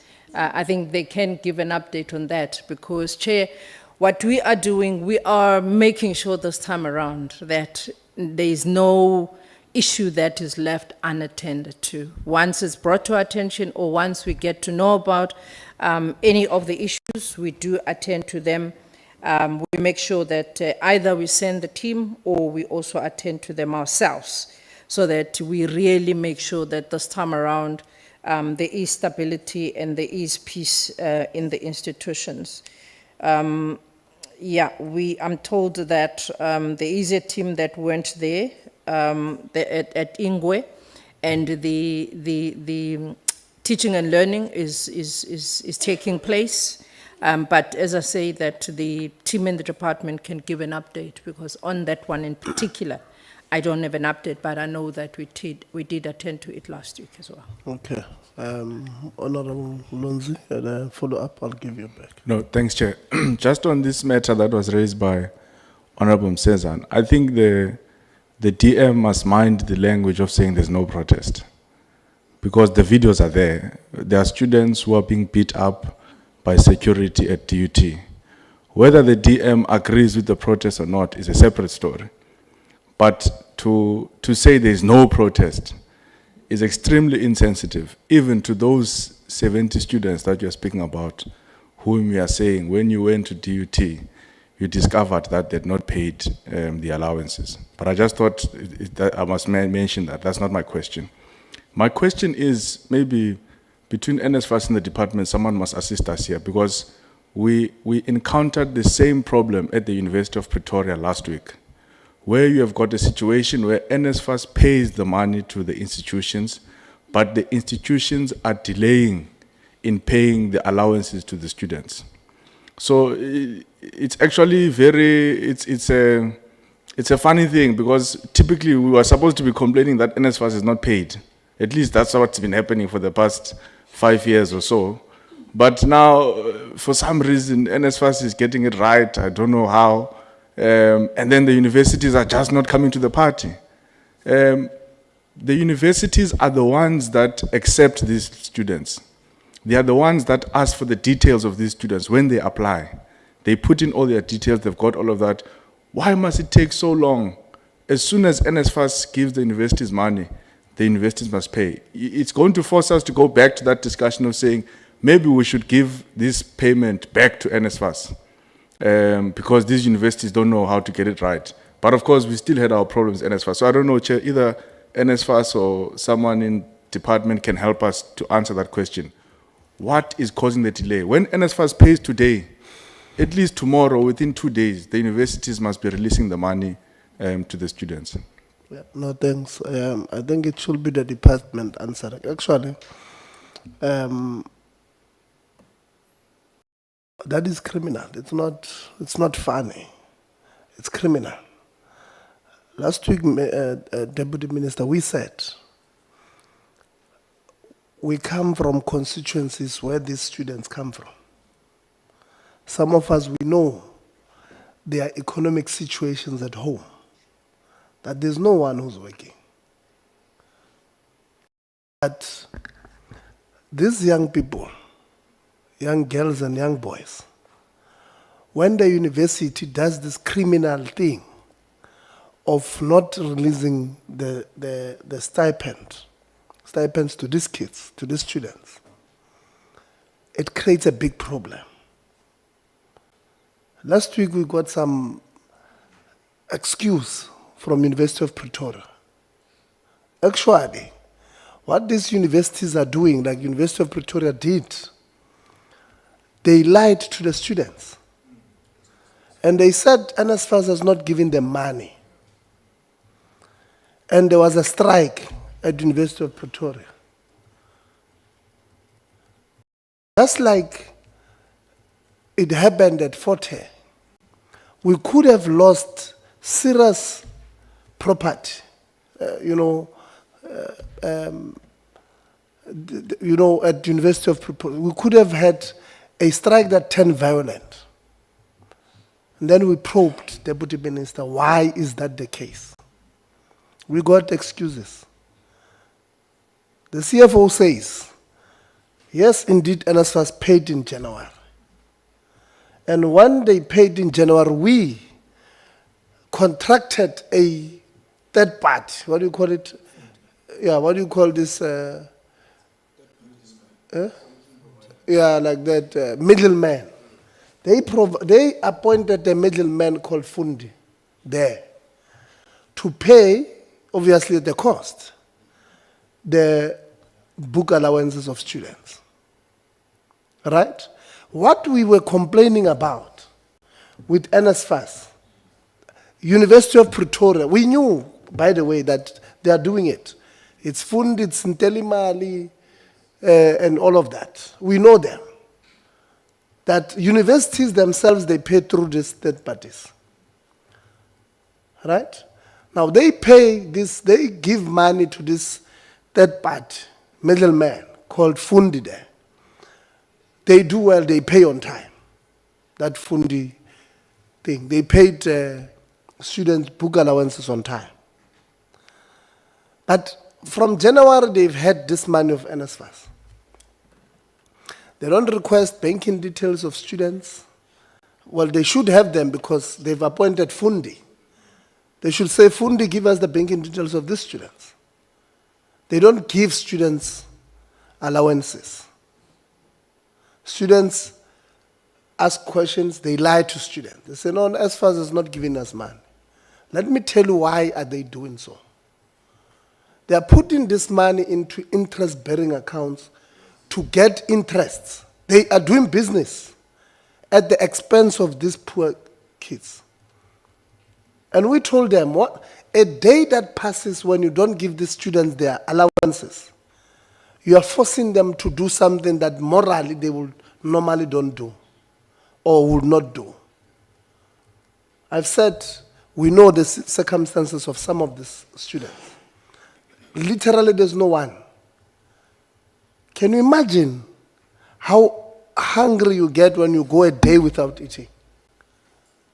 University of Pretoria spent I don't know how many days without releasing money for this, allowances for the students. So these students, they probably borrowed money, they can't borrow anymore. They probably ate with a friend, they can't eat with a friend anymore. They run out of ideas. What then happens, Deputy Minister? Socio-economic problems emerge. Botebuho and Msezana with their big stomachs, they then approach these young girls because they've got money. They then buy them grocery. Now these girls, these young girls, are then under duress forced to enter into some unholy arrangement with Botebuch and Bomsazan with their big stomachs because they are hungry. Why? Because somebody wanted to make profit at the expense of these kids. Tomorrow these kids, they are pregnant. It's a serious social impact on their lives and that of their families. At DHET, it's the same thing. NSFAS has paid them upfront payments in January. They've not paid students. And we must sit here and say, no, we got a report. You see these reports. That's why, Deputy Minister, we ourselves go to these institutions. Because they lie to you guys. I can tell you they've lied to you. There's not 70 students who are still missing there. There's more. They're lying. They're lying to you. And we go on, like we've said, they will be very brave to lie to us because we come from these constituents. We go there, we live there. So let's not accept these lies from these people. They are lying. And what pisses me off is that they are doing so in your faces. They are not even ashamed that they can lie to you, but there is a life of somebody behind this thing.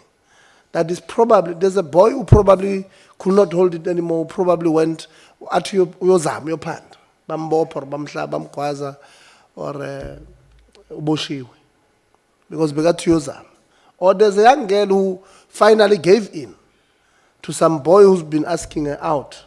Not because she likes him, but because she's at the, she's desperate. She's put in a corner by these institutions. And these students tomorrow, they will be blaming your government. They will say, your government has promised us this, they are not delivering. But your government has given these institutions money. And these institutions, they've decided to keep this money for profit. And then sacrificing the lives of these kids. So, Honorable Lonzi said maybe it's funny. I thought I must just come in because it's bad. Because these institutions, I mean, if you are here last week, the CFO was sitting there at the back. He could not explain to us why they kept the money. He could not. He was at pains trying to explain why they kept that money. And it's clear they kept it for profit. So when we get these briefings from these officials, probably of the department and also these institutions, don't take it at face value because they are lying to you. And they are going to continue to lie to you guys because you seem to believe them. You can answer. You see on this one, in fact, maybe let's not answer. What must happen here, members? We must ask for a report from the department. They must say, when did NSFAS give these institutions money? And when did this institution give all of them? And if there's any, what do you call this thing? Interest that they must give it to you. If they don't, then we must do an investigation. Forensic, just to get into, we've given you this much on this day, you put it in the interest bearing, this is how much you made. Then we are going to make a pronouncement. That money that you would have made, an institution, we are saying, if you have made 12 million, release certificates worth of 12 million tomorrow to these kids, students who probably finished last year. Let's start with those ones. Because why would you want to make profit out of money that is meant for somebody else? So all of these institutions, we must do this. Department will, when we write to you, will write and say, when did NSFAS pay? NSFAS, how much in upfront payment did you pay? Global, how much? 6.4 billion. So guaranteed we would have made more than 60 million. And that's 1%. I'm just being modest. Would have made more than 60 million. So at least we are looking at certificates worth of 60 million that must be released. So we are going to write to you, DG, and say, go get us, this 6.4 billion was paid at this time, at this day. This is where it went in an institution's interest bearing. This is how much they made. And let them give a student. Because why, if we soft on these people, they're going to, they'll do it again. Until somebody is gone. And then the DM says doesn't know about this cover. Will also write. Maybe we must ask, because when we're at TVET, they create a strike at TVET. That strike was created by management and lack of decisiveness from the council. And then there's a strike, right? And then there's a company that is appointed for 24 days or 14 days, I can't remember. Then this company is paid 10.4 million. Yes. We went there. I even asked him, Sazana, what kind of a gun is this? Because, you know, he's from KZN. He said, no, it's a revolver. Imagine. No, I'm telling you. So, 10.4 million in less than 1 month from a self-created strike. So even here at DUT, we must really have a discussion, even here at CPUT, about what is the price of these strikes, really. Because we're wasting money on certain things that we could be taking that money and putting it to good use. Honorable Mr. No, ngibonga sihlalo ukuthi ukwanda kulezi inking. DM generally, you know, because you come from KZN, nakho ukuthi yabo ngingalwi kakhulu. That's why even when you were responding, I did not interject you. But I'm glad that Honorable Lonzo would have touched on the matter, and I think I'll just pass it. The insensitivity of your responses or your casual response, particularly as it pertains to the manhandling of students by Zikova Security.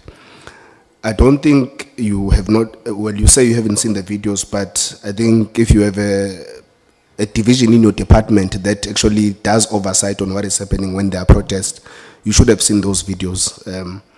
It's bad, DM, and please do not be casual when you respond to issues. Where you're not certain, please rather not enter into that particular topic so that you don't become unpopular on the ground. You say you went there Thursday or Friday. I was there on Thursday.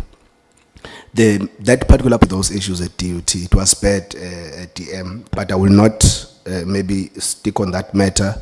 Besides the fact that I will also write to the chairperson of the portfolio committee requesting that investigation on the appointment of that particular private company, but also consequence management as it relates to those particular securities now, because we are told they're still on campus after having manhandling students there. On the matter of the meal allowances and book allowances that have not been paid, DM, like the chair has said to you, these institutions just tell you things at face value. As of Friday last week, the statement from the SRC, after having met with management, they reported that at least 3,200 students had not been paid their allowances, and the excuse of the university was that their banking details are not updated. Now, you can't tell me that returning students must update banking details each and every year. There's no such a thing. We've been students, we know how these things work. So the university is just making a bunch of excuses for whatever reasons known to them. They've put us in groups here, DM. You know, I'm in a group, over 1,000 students are here. They are watching as this three streams live. They have been sending here that they have not received both their meal allowances and book allowances. And the first semester students have reported that they have not gotten their book allowances at all. So I think you really need something in writing, DM, especially having gone there yourself. So I think I'll park this matter at that for now, Chair. Maybe whenever the DM comes, she can then comment on it. But I must tell you again, DM, that as we sit here, the Belleville students were planning on coming to protest here, but fortunately for the institution and yourselves, the bus service has been cancelled, so they are no longer going to be able to come here, but you were going to be addressing them outside. Yet you are saying there's peace and a smooth academic process in these institutions. And lastly, on this matter, DM, we can't say that the processes are smooth in terms of academic teaching and learning when classes have been migrated to online learning, when I've just highlighted to you that for first years, it is a serious disadvantage to have to learn online when you don't have the tools of trade to do so, or tools to study online to do so. So we can't then say the process is smooth and everything is going well. Let me venture into NSFAS, and then I think I'll end with DDG Fuchane because of the time limitation, Chair. Maybe let me also, Chair, as a person who's on the ground and as a person that would have interacted a lot with NSFAS during this registration process, do commend the work of the officials of the department, of the entity NSFAS particularly, because I would have requested through the acting CEO, I would have interacted with the acting COO and some officials of the entity that are able to timeously respond to our inquiries that are forwarded to us by students and timeously update us as people that interact with students on the ground. And I can state, Chair, before the portfolio committee and the students at large of South Africa that the process is efficient. The officials are working around the clock. I mean, just that there are certain things that I do not understand to some degree, which I think at some point, Chair, we'll need to do oversight after this process closes by the end of the month at NSFAS, because there are times acting COO and acting CEO where your officials will tell us that certain matters have been closed. For instance, they've been rejected after coursework did their final assessment, and there is then a resolution that a student perhaps they are rejected. Then all of a sudden the status changes to then appeal submitted or changes to approved. You know, so would want to understand when does it then go back to re-evaluation or reassessment if the particular student has been finalized and has been rejected, because it would mean that then a person supervising the process would have not done due diligence and someone else did, and they had found that there was mistakes in that process. So I think to some degree we need to understand certain things as it relates to that. So we want to really commend the effort that have been put in by NSFAS. So, Chair, maybe my last question, parting short, last two questions. So one question, Chair, is relating to what the acting CEO said about student accommodations that would want to chase students from their student accommodation, even though the students would be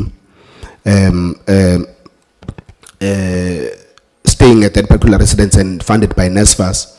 I put it to the acting COO that there are a number of student accommodation that pull students and that chase students out from their residences, even though those students are funded by NSFAS. And I have an example of one out of many that I have, where a student is chased out by a landlord because they were inquiring about certain services that should be given to them by the service provider. And in actual fact, I'll give you the names, I think, outside of this meeting. And I think Chair would want to know the decisiveness of NSFAS for those particular service providers, accommodation providers, and especially those that are in appealing conditions that are still in the system, but nothing has happened to them. We would want to know the turnaround time in terms of the person that is heading student accommodation, because we've been told that they've already started their work. Maybe in my parting short, Chair, is going to be on DDG Fuchane on the report that a student was raped in one of the centers in Gauteng. If perhaps DDG Fuchane can just tell us if that particular student was raped by an official or was allegedly raped by an official, but she said she was raped. So if it was an official, a student, or just a community person? And then is there a case that has been opened? And obviously, where would that person that would have been the perpetrator be now? Are they arrested? And what is the current status of that particular incident? Thank you very much, Chair. Thanks. Let's start with you, DDG Fuchan. Thank you, Honorable Chair, and thank you, Honorable Msezane, for the question. The student is allegedly raped by one of the other students. There were 3 of them involved. One raped the student while 2 others kept guard at the toilets, because this is where this happened. The student has not been able to go back to the college. Unfortunately, the student she tried to commit suicide, but she was then admitted and she's out of the hospital now. The 3 perpetrators have not been caught. The center went through all the records. They can't find the records of the 3 students. The case was opened with the police. The community was also involved. And as of now, there is no progress in terms of the arrest of the 3 perpetrators. The only progress is on the student. As I've indicated, she's now out of hospital. And the college is assisting the student to study virtually, because she can't go back to that center because of the trauma. And she will be writing her exams at a different center. Thank you, Honorable Msezane. Okay. We'll follow up with this story. DM. Thanks, Honorable Chair and Honorable Members. Honorable Members, the response with regard to the DUT having no protest was not related to the previous protest, but was relating to the situation now as it stands. And the situation as it relates to last week, Friday, when I was there, I was with the students themselves. I was with the president of SAVETSA, the secretary of SAVETSA. And we even met other students just to verify, because we do understand that we cannot trust everything that we see on presentations, on the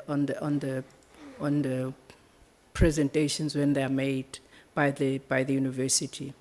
In fact, some of the students' leadership were not there. They had gone to, I think, Far North for some workshop. We called them to say, we wanted to also meet with you just to make sure that the issues that relate to the student protest, the student leadership, we want to also hear from you, whether you're satisfied with what we are hearing from the university or you are not satisfied. I must say, as I indicated, Chair, that I was not satisfied with some of the things that the university has given us. That is why I decided that there must be another meeting this week. Our department and the NSFAS must go back and actually find out why is the university having a problem with their systems. What is the problem in their system?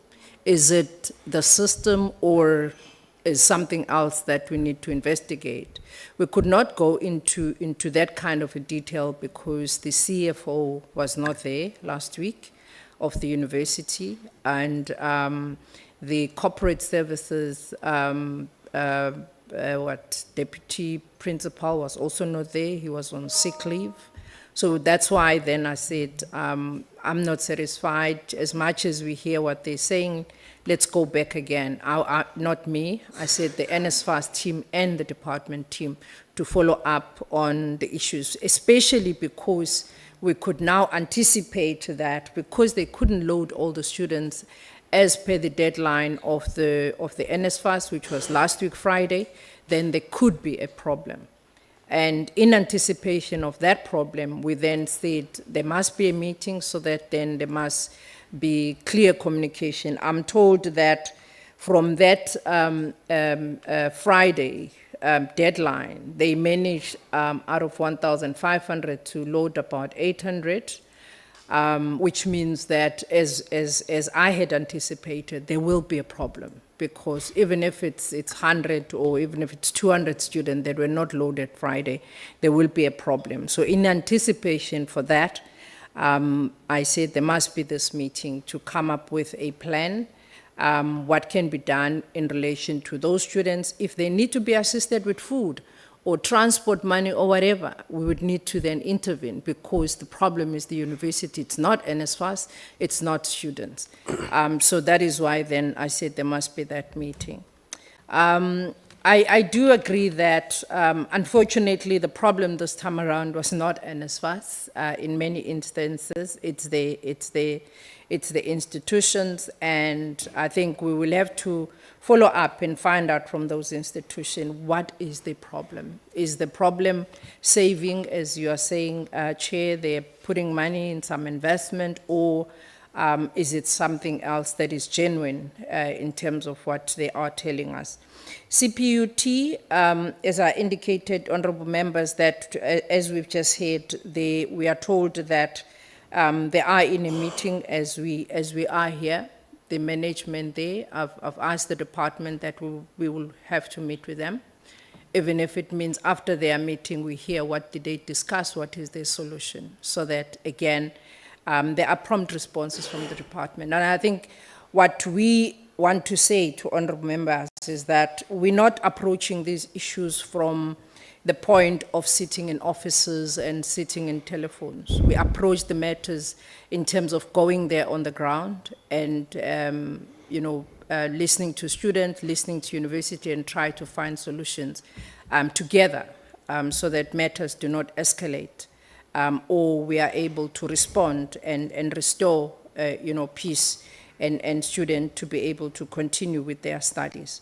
So that is what is happening. As I indicated that I do not have for Ingwe the update, but there was a team that was sent there last week, and probably, as I indicated, the department might have the update from the team that was sent there, because when the people are sent there from the department, we expect that we then get responses in terms of what is the resolution of those matters that would have been raised by the student.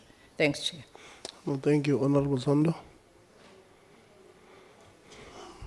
No, let's give, you have asked too many questions after time.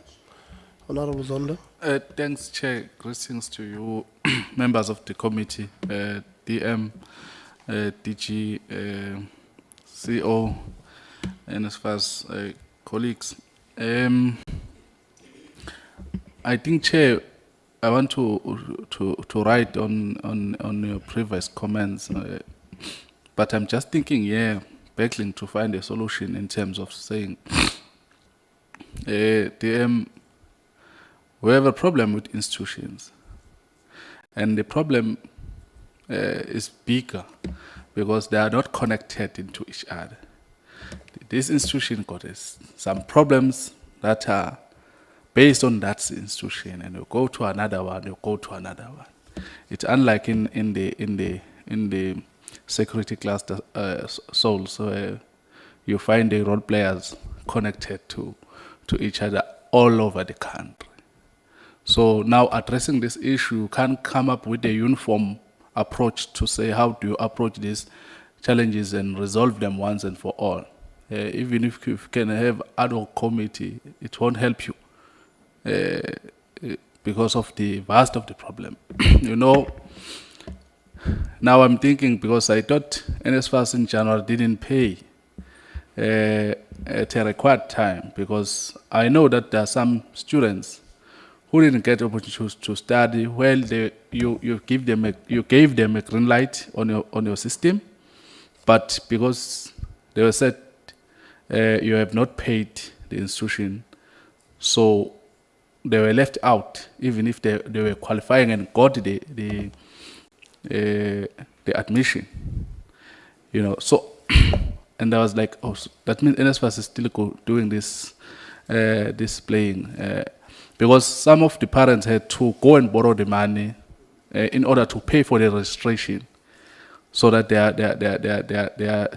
their child will get in space. Some they left out with your green light. They are at home as we speak. So this problem, as I'm saying, it's too big, and I think we need to work together and try to make sure that we pin down this. Let them pay if they've money that they've gained in the process, as the chair was saying. We need to go deeper in terms of investigating this rot, because there is a rot that is affecting our country and it depriving many people the future that they desire to have. And some, I can't repeat the way that already the chair had said, but I'm always saying that some of these decisions affect families, one way or the other. So I wanted to pass on that because it was something that I was going to ask the NSFAS to say. During the beginning of the year, when did you pay? So now I'm getting that, but we'll get into the report that you're going to give us. Actual date, when did you pay, and try to reflect, to say this issue said you have not paid on this time, but according to your record, you have paid on this time. Then we'll take it from there and try to go forward, see how can we help to make sure that the books are balancing and our people are getting the help that they deserve. I want to go to NSFAS.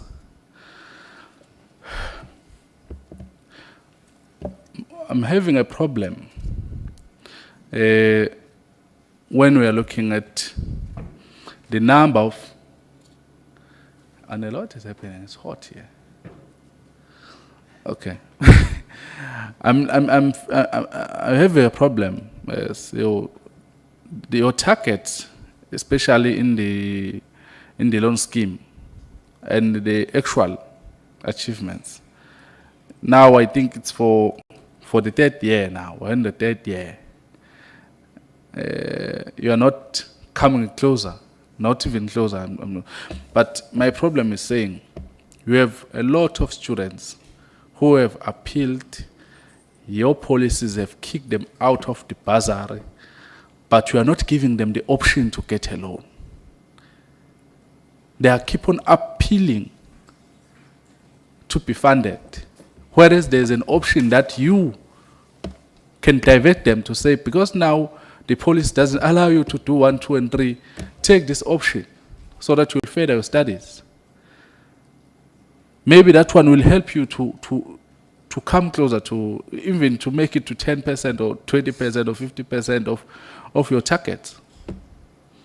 So you have money that is not spent. But there are people who want this money for them to finish their studies. What can you say on that one? Yeah, I think that's quite an important question. And I think it's important to reflect that just because money is available doesn't mean you should disperse it, right? One is required to meet certain criteria to be eligible for a loan from NSFAS, right? And I think the structuring of a loan is quite different to that of a bursary, because when you issue a loan, you have credit regulations. So you issue a loan to somebody you can reasonably believe will pay you back here. Yeah. And if we look, and it was before you arrived, but if you look, I have said that I think there may be inhibiting criteria within the policy that is preventing loan disbursement. So for example, the 600,000 income cap may be too low, and that we should consider increasing it to have a greater amount of beneficiaries from the loan system. I do think that perhaps the 70-30 STEM split, that 70% of loan applicants must come from fields which are STEM, could be inhibiting criteria. But on the one of students who do not meet academic progression on the bursary being granted a loan, I have a bit of a problem with that, right? Because what you are asking NSFAS to do is to say that somebody who could not articulate in their studies, who could not meet academic progression criteria to be able to move to the next level, and could not submit a valid appeal for why they should be considered for funding, we want NSFAS to give state money to that student what reasonable prospects do we have that that student will graduate and pay those funds back? So I think our criteria does need to be a bit more strict. If, for example, you have a situation where a student is very close to graduation and needs a little bit of funding to take them across the line, yes, I could understand, but the bursary policy already caters for that. So we already allow for propensity to complete a graduation and continuation of a bursary program. Yeah. You remember that you are eating my airtime. It's important that I answer. So I think that would be, we're very much open to consultation, and that's why even in the policy review process, we consult the portfolio committees. But I think it's important to understand the context on how loans are granted within NSFAS. Okay, so you had a long answer, but my take, I want to hear from you. You have 3.8 billion for the loan scheme, right? Then you have your target. Then you are not hitting even 10% of your target. Then I want to understand, when you see that, what tells you when there is someone who's staying at home, who maybe, if you assisted by anyhow, because he or she applied for a bursary to NSFAS, but you declined. But there's an option of a loan, you know? So that's where I'm trying to get from you to say, what is the plan to see that these are the applicants, this one doesn't qualify for a bursary, but this person can qualify for a loan, then but he did not apply for a loan, he applied for a bursary. You know? So there are a lot of people say, who are staying at home, but there's this money that is there. We'll sometimes come to a point to say, how much do you have saved from 2024? Because you have not hit your target. Then you have this 3-point-something billion in your pocket. From 2024 to 2026, how much you have said, and where is that money? So I'm trying to push you to a point to say, can we look at the bigger picture? What can we do to make sure that we utilize this money? Or else we are making savings also. When you are not hitting your target, then you are making savings also. Chair, maybe through you, I think the point that is raised by the member, it's very important.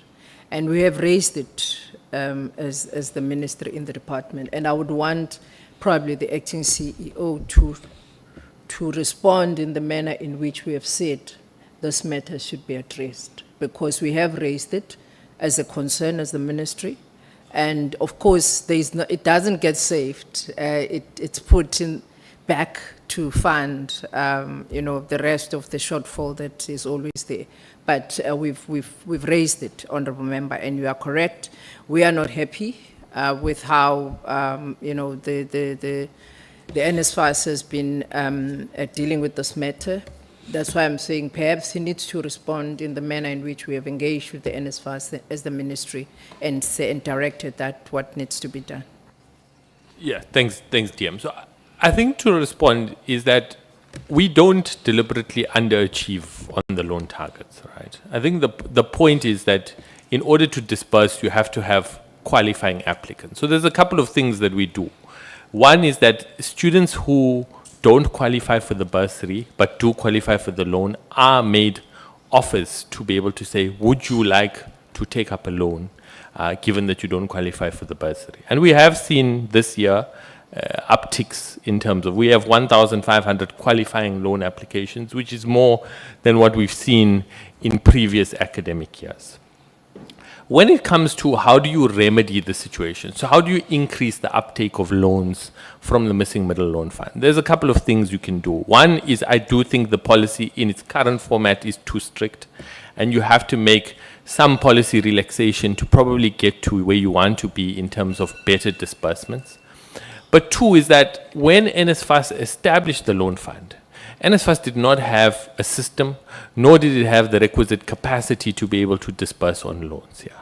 And one of the things we've said is that we need to, well, we're in the process of implementing our automated loan disbursement system. We're building the requisite human resource capacity to disperse on loans, but also marketing and communications. I don't think enough has been done in the past around marketing what the loan is, what are the terms and conditions. And I do think with those integrations in place, you will see a greater uptake on the Missing Money Loan Fund going forward. Yeah, I'm worried about time. Honorable. Can I have just one question? Yeah, no, at the later stage. I'm worried other members won't have time because I did indicate that we have another meeting sitting here. Honorable Govan. Okay. Thanks, Chair.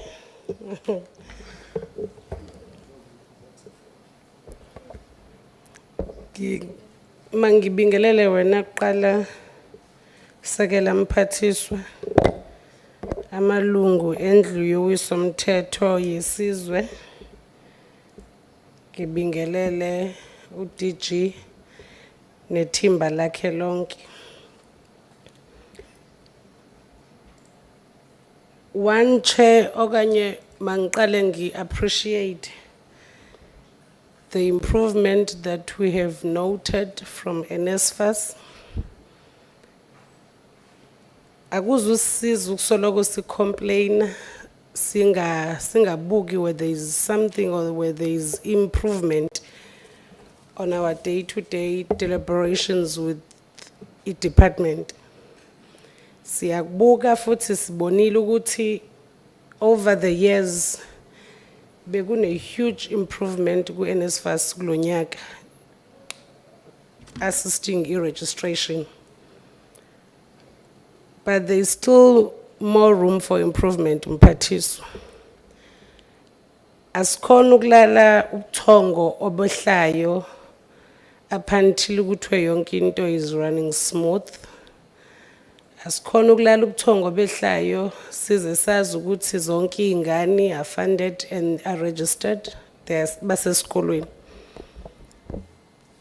You look at the protest that we are faced with kulonyaka omile. Some of them also comes from delays the payment from NSFAS or universities. Makuze kufika isikhathi phela DG and DM la singasakhulumi khona ngama late payments. Masize sifike leso sikhathi because inkinga zethu eziningi iqala lapho. That was a comment, akukhonto engumbuzo. But on the issue of accommodation shortage, ezinye zeyinkinga esibhekene nazo ezinkulu when it comes to accommodation, zine safety hazard on young people of South Africa. We have seen them sleeping outside corridors. We have witnessed them sleeping in places where our kids would never sleep. It then questions the plan that we have in place to respond to this issue of accommodation. What is it that we have in plan to respond? Because it really needs to be addressed and very fast, DM. We can't continue every year discussing the issue of accommodation. And when you're going to respond to that, also respond to a question of saying, the accommodations that we found that were not meeting the standard and norms of DHET, what actions did you take against them? Because we have seen or we have witnessed the worst properties ever that were accredited by NSFAS.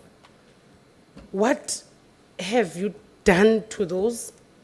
Because if you don't take any action against them, it will then say We are promoting such accommodations to be given a chance and cause this dysfunctional that we have in the department.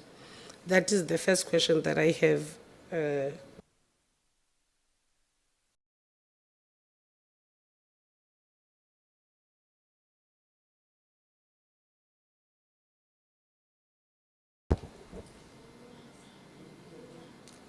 Must I repeat the question? Oh, okay.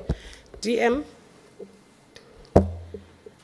the accommodation shortage, what plans do we have in place to close this gap? Because we can't continue every year with discussing issues of accommodation. Future plans, what plans do we have? And secondly, DM, the accommodations that were found that did not meet standards and norms of DHET that were accredited to accommodate our students. What measures are in place that you took in correcting or making sure that they face consequences on that? Are people that appointed this accommodation being dealt with? What is it that you are doing to make sure that it does not happen again? Thank you, Chairperson, and thank you to the honourable member for that question. On the accommodation side, we do agree with the honourable member, as the President also stated that we need to build more beds.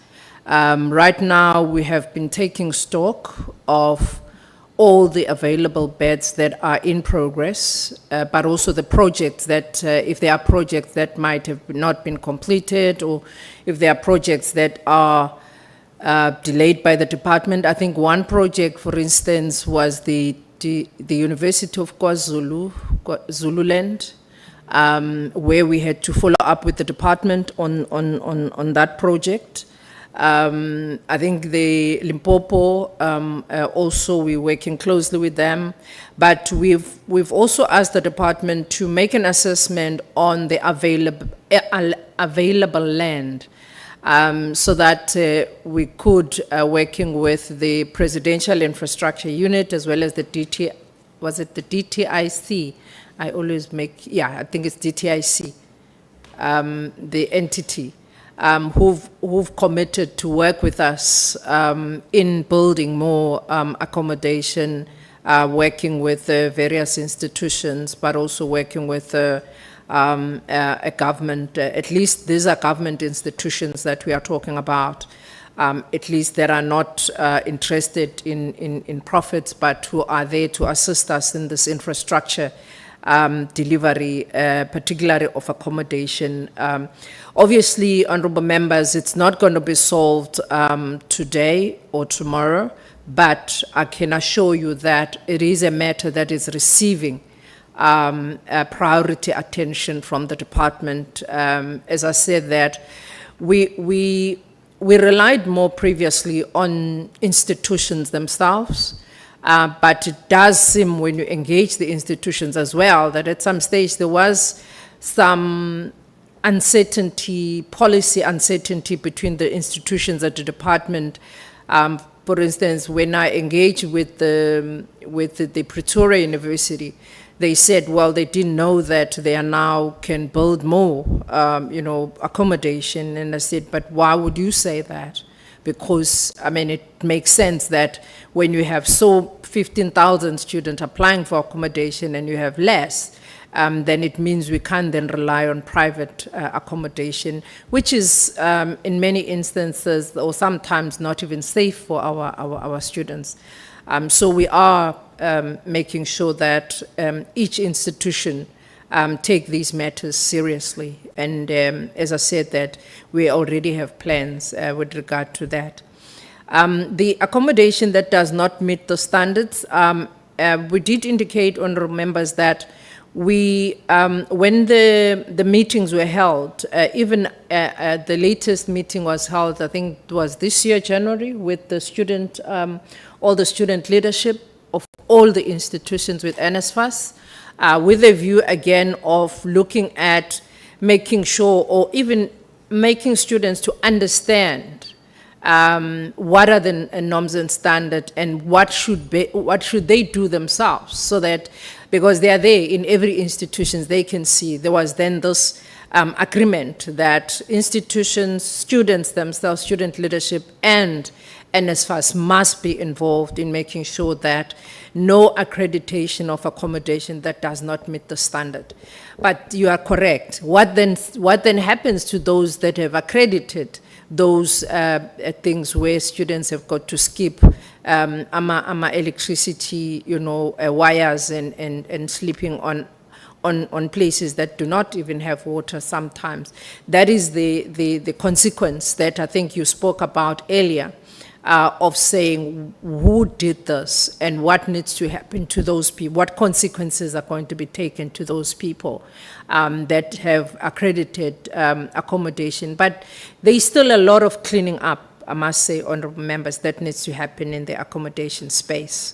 I think the policy certainty that the acting CEO is speaking about, as to where do we ultimately, because our engagement with universities last year was that universities, can you take charge of accommodation and TVET colleges? There are those who said, no, we're not willing, and there are those who said, yes, we are willing. So we've said to the department, can you then move with those that are willing, so that at least there should be movement, instead of having everything to be at standstill, while at least you could then gradually work towards finalizing this matter. Okay, thanks, DM. Rushing to my next question. DM, we are faced with the hugest problem with spaces in higher institutions vis-a-vis the number of our learners doing grade 12 and past years. We have noted that our university can capacitate the numbers that we have that have passed matric. The spaces that we have won't even meet half of what we have in DBE. What is it that you have, beside introducing online learning, do we have any other permanent plans to improving the capacity of our universities and TVETs in order to address the problem that is faced by South Africans? Because I'm here thinking about those who didn't have space this year will take 30% of what we have already in the spaces that will be declared as available, not even considering the number of those who are still in grade 12, which will always have a backlog of young people not being placed in somewhere missing in the country. What permanent plans do we have for this crisis? Thank you, Honourable Member. The plan is to build again, as we've been directed also by the President and supported that we will get finances. We have met with the Mayor, by the way, and I think, 2 weeks ago? I think Honorable Lonzi needs to hear this. Honorable Lonzi. Oh, yeah, we've met. They are we've met responding with the to Mayor. the issue we've of met with the Mayor University and of the University of Ekurhuleni. yes. Yes, so we've met with the Mayor and we resuscitated the plan. They've identified the sites, various sites for us, and the work is now going in terms of building the new universities. But also there is a plan, as we indicated earlier, that working with the CHE to see what kind of blended, education we could have in the space. And we've looked at, they need to look at, if, for instance, a student is to do online, then that student should be provided with the data, the gadgets, and so on and so on, vis-a-vis, and the support, by the way, because that's the other thing we ask. What support then do you give to those that are studying online? vis-a-vis if you were to pay for accommodation and everything. So we are looking at the whole package. What can we do within the short space of time? What is the long-term plan in terms of making sure that at least every student is accommodated in terms of teaching and learning? Thank you, Honorable Nguban.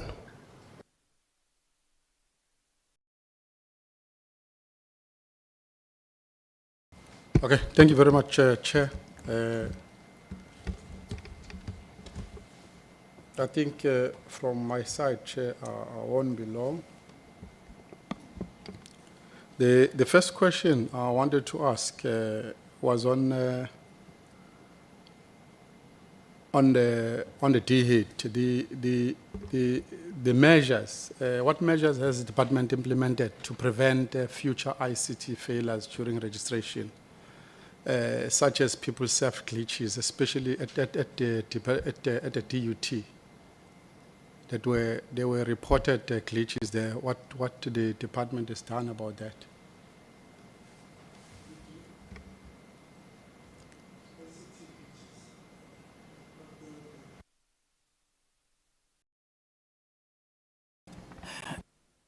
Thank you very much, Chair.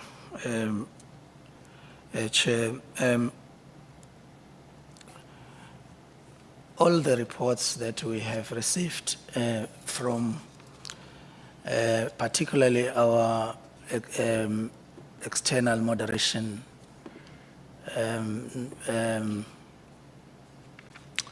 external audit committee of the department point to this area being the biggest challenge in the department. And we have taken responsibility to look into the infrastructure of the department, ICT infrastructure, because you would have noted in the Auditor General's report in the past, this issue has also been cited as an area. We then have decided to phase the implementation. The first initiative was to support the frontline entities that are confronted with biggest problem, like NSFAS. As you know, we have funded, ICT infrastructure for NSFAS. We have commissioned MICT to look into a consolidated infrastructure, a system for the entire post-school education and training system. And they owe us a progress report now that indicates how far we are with that. This approach is in line with our own capacity to actually address the challenges that we are confronted with. So Ordinarily, in short, the DG says they've got plans and is outlining them. I'm worried that it's going to finish your time and we must be out here at 12:30, like I said. Yeah, if the DG can be short. And where's DG? I think that MICT project, we haven't got update on it as well. It's been going on for long. Where is it, the one that the MICT is busy with? If it can be short, as the chair is saying, we don't have time. we'd like to share the report on that. They owe us, we've actually requested an update, and we would like to share that with you, Honorable Nguban. Percentage-wise, DG, where are we? 90% estimate, 60% of completion of that project? I would say we are right at the beginning, because what is important for us is that CETAs, for example, some of them had done their own individual projects that are not aligned to what the CETA, the MICT's approach is about. And so we then have completed that phase of, establishing the state of infrastructure in the system. We have, we had commissioned a study in that regard, which has been completed, and recommendations were sent to the department, which led us to then ask the MICT to proceed. You would recognize, Honorable Chair and Honorable Ngubane, that CETA, being the main and the custodian of ICT infrastructure of government, remains a support system for the department whilst all of this is happening. I think it's important that I make that point. Okay, thanks. CEO of NSFAS, the loans, on the loans, are your loan still managed through spreadsheet as thing like it used to be before? Is there any improvement, or have you introduced any alternative if in terms of managing that? There was a loan management spreadsheet that used to be at NSFAS. How far is that? Yeah, thanks, Honorable Ngubane. So, NSFAS's loan system had been shut down in the period, I think, about 2019 to 2023. Under the period of administration, the administrator had started a process of remediating the loan book, that is, getting the correct balances for financial statement purposes, which we picked up as well. We then had an option, because Honorable Ngubane is correct, you cannot manage 845,000 loan records through spreadsheets and also issue new loans on spreadsheets. We explored, because we were still in the process of rebuilding our supply chain capacity, we explored two options. One was participating in another government entity's loan system, which the National Empowerment Fund did give us permission for, but we felt that it was not, it was more tailored towards SMMEs, and therefore we've taken a decision to recommission our previous loan system. We are already in the process of doing that, and we expect to be back online with a fully functional automated loan system by the 1st of April this year. Thanks. So is that why you only have 1,561 of 25,000 loan application approved? Is it because of that, or what causes that, SEO? I think I wouldn't say that it's a system issue. I think the application system for loans is fine in terms of assessing capabilities around loans there. I'd say that the issue with the low uptake on the loans is mainly a policy-related issue at the moment, and it's a marketing and communications issue from the NSFAS side. It's process issues that makes you to have low achievement on this loan issuing scheme.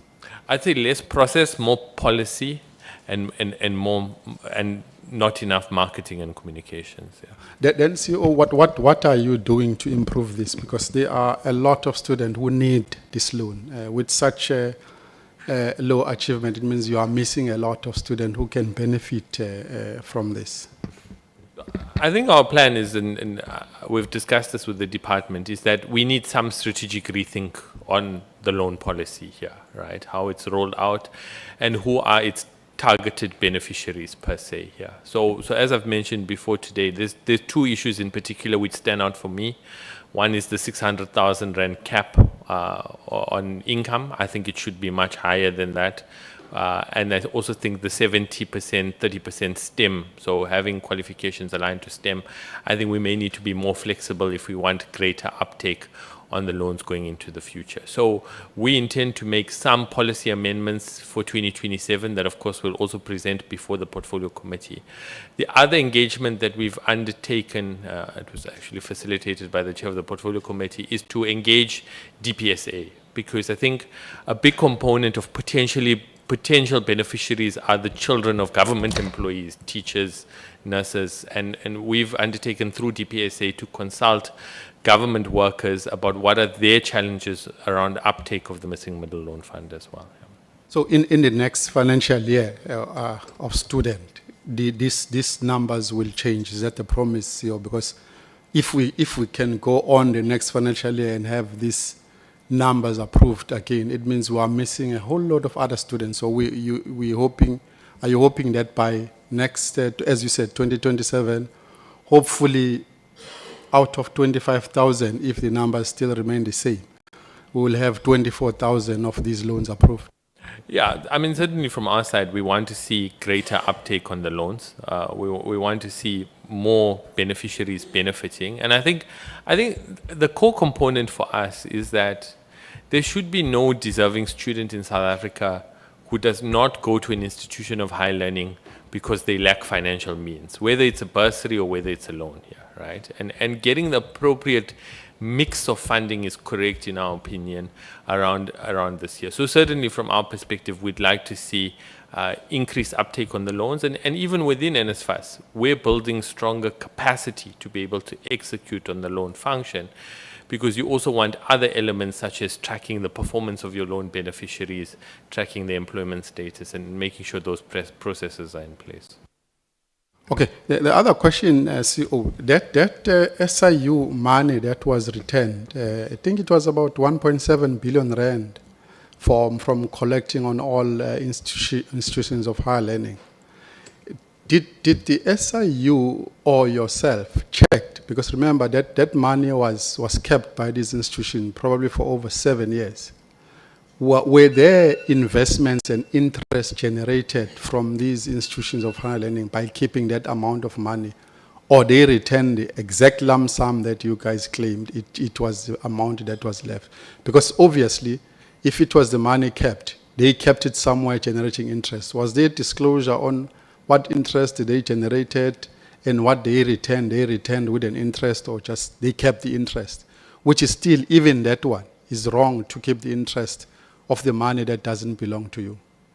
Yeah, thanks, Honorable Ngubane. My understanding is they did repay with interest, but just let me allow to confirm, and I'll also confirm the exact amount and the additional interest that was paid by each institution. Okay, Honorable Lons. Question, Chair. No, we don't have, members still need to ask. Honorable Lons. No, thank you, Chair. I may not use all my time because I don't know if I'm allowed to give Usihlom Dala. Because for the past weeks now, my central focus has been on this thing of space in post-secondary education. So I'm just going to stick to it. And we'll start here, Deputy Minister. In the presentation, I don't see the preliminary enrollments of universities. Is it because we don't have those numbers, or it's something that the department missed? Because I saw you have it for TVETs and you have it for CETs. But for universities, you've only put the projections. But you haven't told us, in the year 2026, as things stand, how many learners who passed matric, particularly with bachelor's passes, have been accepted in the university. So I just want to check that. Permission from UTM, I'll answer that. So no, we haven't provided, so what we've provided is the enrollment plan targets for 2026 for first-time entering students. And the reason we do that is because the universities are still, have not provided the registration data to us. They do so through HEMIS, and then the data is audited. But what we did is to also provide the 2024 audited figures that give you the overall numbers of the enrollments, the headcount enrollments. Why have the universities not provided? Because majority of the universities are probably sitting on the 3rd or even 4th week of the academic calendar. So registrations would have started in February. In fact, now they're dealing with very late registrations. In some institutions, I think they've already written test 1. I mean, you see people writing test 1 yesterday. So at least by now, the department ought to have an idea of how many F10s, first-time entering students, have been registered in all 26 universities in South Africa. Honorable Lonzi, it doesn't vary much from what those projected figures are because of the enrollment plan. If universities under or over-enroll by more than 2% outside of that, we penalize them. But you see, we don't want your projection. We want the numbers. Then we will have to get that information from the university. How long will it take to get those numbers? Because those are the numbers that are going to assist us to find out how many matrics who passed matric have been closed out of the system. As things stands, it means the department does not know of the over 615,000 young people that passed matric in 2025. You don't know for sure how many of them have found space in universities. Chair, with your permission, I can tell you that many of them haven't, because the spaces that are there are only 235,000.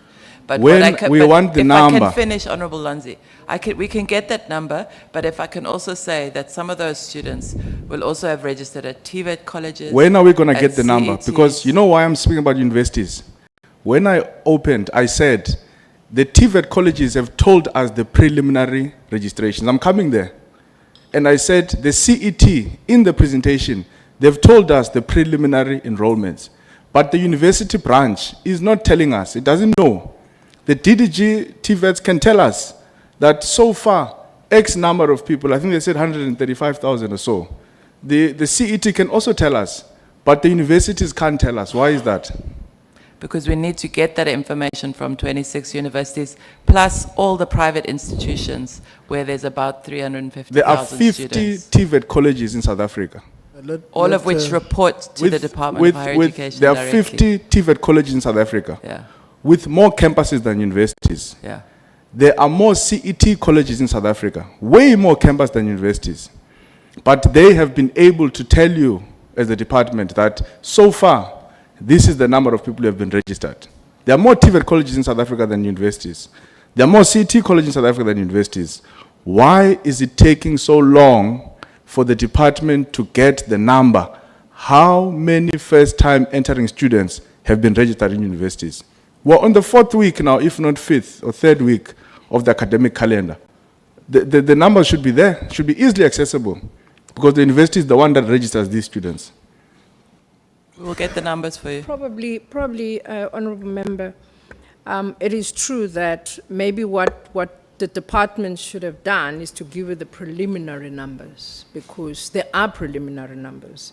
In all the institutions that we went to, they gave us the preliminary numbers to say, we've registered so many F10s, we still have so much space and all of that. But also remembering that institutions like DHET, they told us they had to extend the registration. Of course, I'm sure now they've closed, because we've asked them whether they do have a catch-up plan for those students that have registered late. But also there were students that were delayed by waiting for the outcomes of their appeals.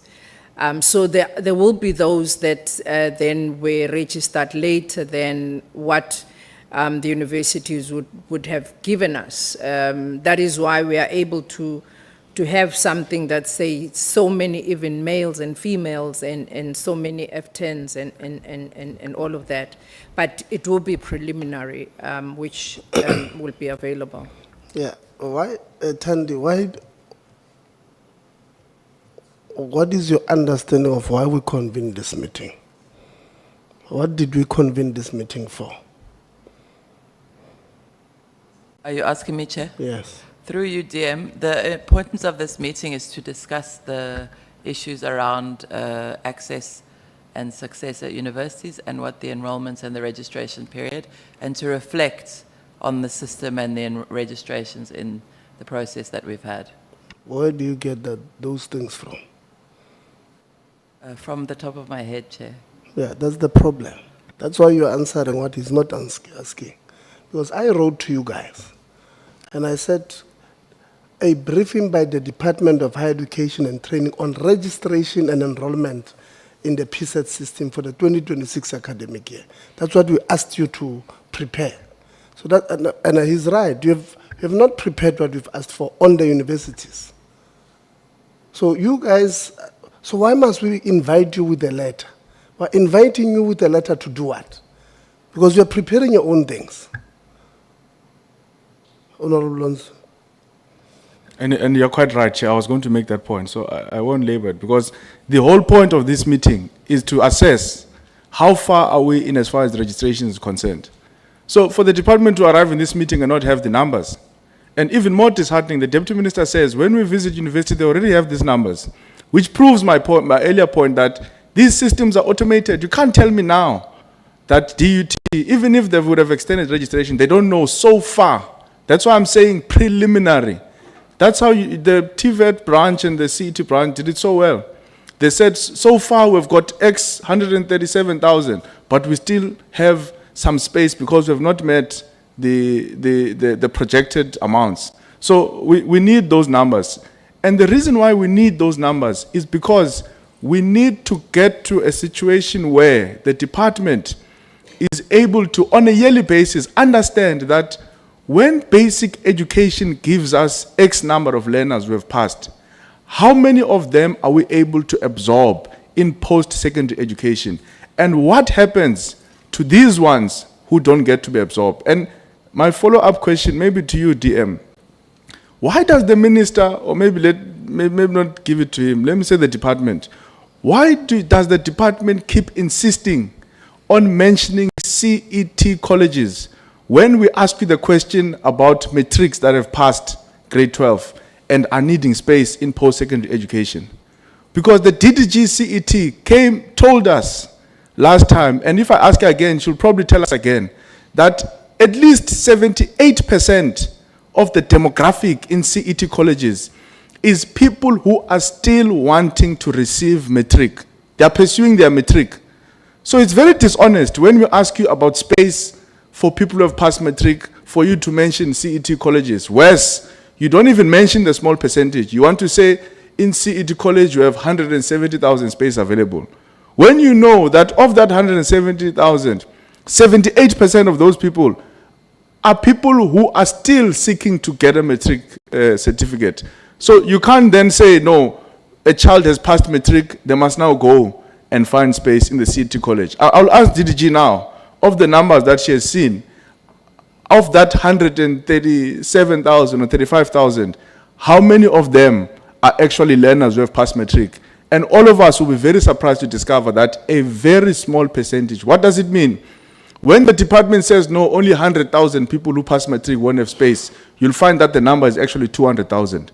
Because many of those young people are not going to CET colleges.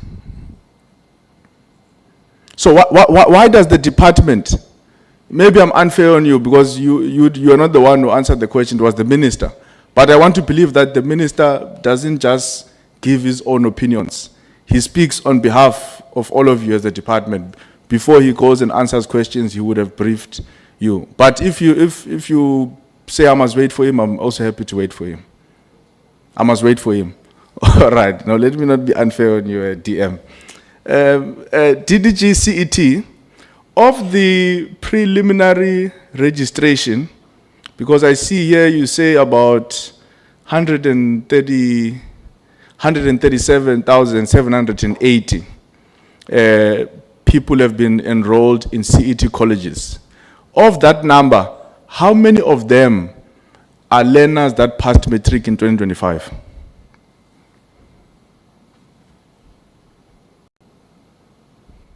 Through you, Chair, thank you very much. My apologies, my computer is just bombed out, so I can't look at those figures now, but they are in the slide. I can't remember now it's slide number what, but it is in the presentation. Let me just indicate, you get 2 NQF level 4 qualifications in community education and training. Therefore, the second chance National Senior Certificate program would be those students who had passed matric and are going to the CET college to either improve on their results, maybe they've passed but they feel that they did not pass well enough, or they have failed completely and they need to restudy matric and then they will pass. Now, I'm going to combine my answer. I'm not going to be long and take your time. So, in the context of your previous question, we have the class of 2025 from DBE that would then come and register in a community college for the National Senior Certificate. We call it the Second Chance Matric Program, but it's the same National Senior Certificate. And then you would have the class of 2024 and going backwards, because others would have taken a break, others come back immediately. Therefore, it becomes important for us to indicate that in this 2026 academic year, you are going to have the class of 2025 that will be coming into the sector. The difficulty, though, is that we do have the total number of those that are doing the National Senior Certificate. The difficulty is segregating whether they were from 2025 or from the previous years. I'm not sure if what I'm saying makes sense. So you have some of these students. Oh, sorry, maybe let me do it like this, DG. Remember, you and I will still have our own discussion about CETs. Of the 137,000, how many of them are still pursuing a matric certificate?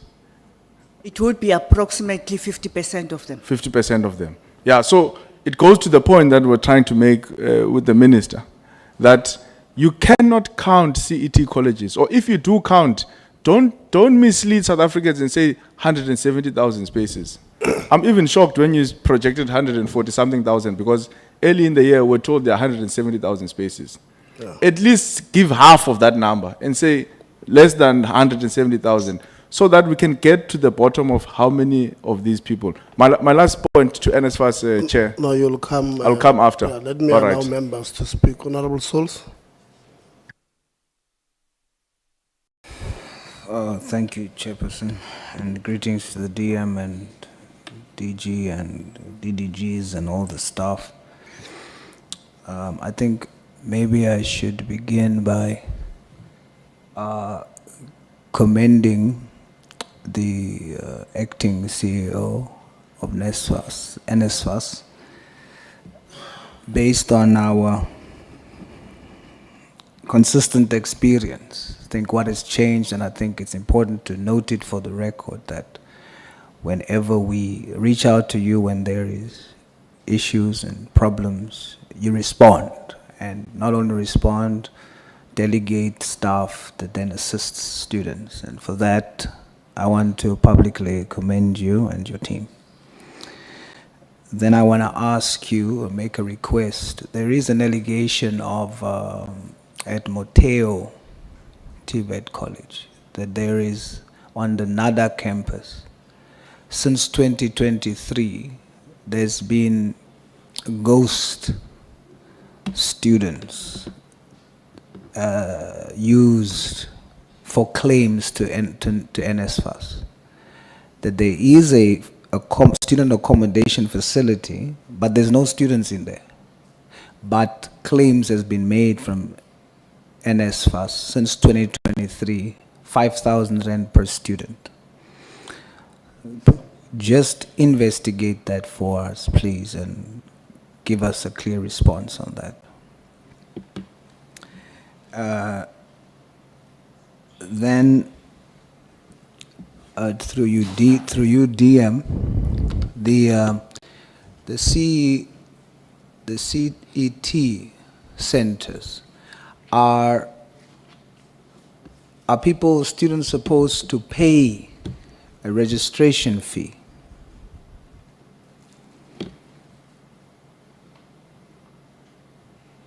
DM or TDG, are students supposed to pay to register at CET? Thank you, Honorable Chair. Honorable Chair, the community education and training colleges are not supposed to pay registration or tuition fees. However, we do have, like Gauteng City College, I know that they do charge them an administration fee when they come to register, about 100 Rand or 200 for the matric program, when they are repeating or improving on those matric results. Gauteng does that. I can't remember now at the top of my head which other one, but generally they do not pay. Thank you. Are they supposed to do that? Through council, that can be a council regulation. So the council of the college can make a decision of a nominal fee to be paid. So other colleges, the council would make a decision to say that there would be no payment. Where there would be absolutely no payment would be a program, like a skills program, for an example, that is already funded through NSF or through other SETAs, then definitely those ones, there would not be a payment. DDG, if the standard is that students should not pay at community education centers, my understanding is that all provinces needs to implement that, because this is what happens, and you're correct, it happens in Gauteng, and they charge 150 Rand registration fee, and they charge 100 Rand per subject. Now, that can't be correct, because the entire concept of that program is to assist. So you have the poorest of the poor still being isolated, and the response of the department is, well, it's not supposed to happen, but that depends on what council decides. It's a problem. Through you, Chair, I acknowledge that, and I'm aware we've had previously this question coming up, and hence I know at the top of my head, particularly with Gauteng, that is an issue. Honourable South, I can relook that, but at the time when we were looking at this, we didn't find anything to hold the college against in terms of that decision to charge those fees. Then it defeats the purpose. DDG, am I understanding you correctly? Are you defending the process? Entirely not. Ideally, with a community college, they should not be charging at all. Yes, so we should stick on that to say that's our position. And then we deal with why are they doing it, and then there's a clear, decisive decision made to say it shouldn't happen, because it is affecting the poorest of the poor. That's the point. We agree? Thank you, DDG. DG, there are 45 students that has received a scholarship to go study in China. We are very happy about that. How many out of that 45 are black Africans, colored Africans, Indian Africans, and white Africans?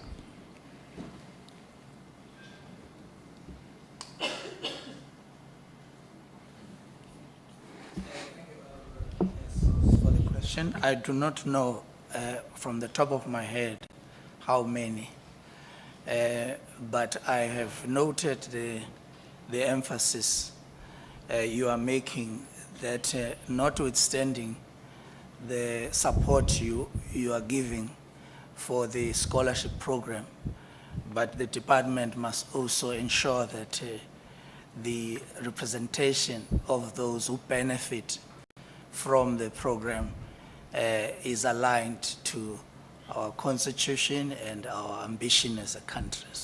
And I can assure you and commit that we'll continue to look carefully at that. But my concern is, have you looked carefully at that in this instance? Maybe Honourable Souls can help us to, because there are different groups that are there.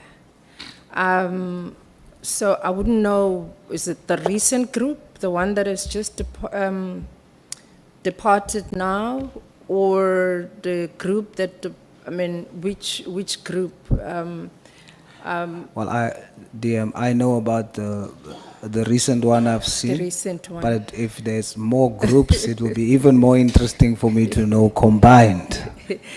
The breakdown of the combined groups. Okay, no, they in the recent group, I'm sure maybe there will be 1%, but I never, there will be what, 99% or 90%, but we can give those numbers. But most, maybe 90% will be coming from because that group was the NEET group. In fact, 100%, I never saw. Because there was, I think, one from Northern Cape and... maybe we should yeah, but the NEET one, because that one was the NEET, was the youth not in employment youth that are not in school, the one that have just left now. Maybe to make it easier, DM, you will give me the exact Okay, numbers. And all maybe right. not, for 45 students, maybe don't use percentages. Say out of 45, Okay, maybe one, yeah. one, Yeah, we'll do that. two, you yeah. know? I'm Yeah, a bit slow, we've so the got that, 90%. at least I confuses saw me. them, I saw them before they left, so that's why I would have seen them. So I saw what I saw, so it will be easy to tell you. Okay, But most of them, yeah, will I'll be wait for coming the from the numbers. disadvantaged. Yeah, I'll wait for those numbers. DM, in the last meeting I think we had that I was in, there was on social media a list of academic heads who are foreign nationals at the Free State University. And the minister said we should ignore such lists that are on social media because it's not accurate. But I was interested, so I went to look at that list. And then we took the top 5 on that list. And 5 out of 5 on that list are foreign national, and they are employed as academic heads at the Free State University. Has the department done anything since our last discussions and engagements last year in ensuring that South Africans are prioritized in positions that they qualify in?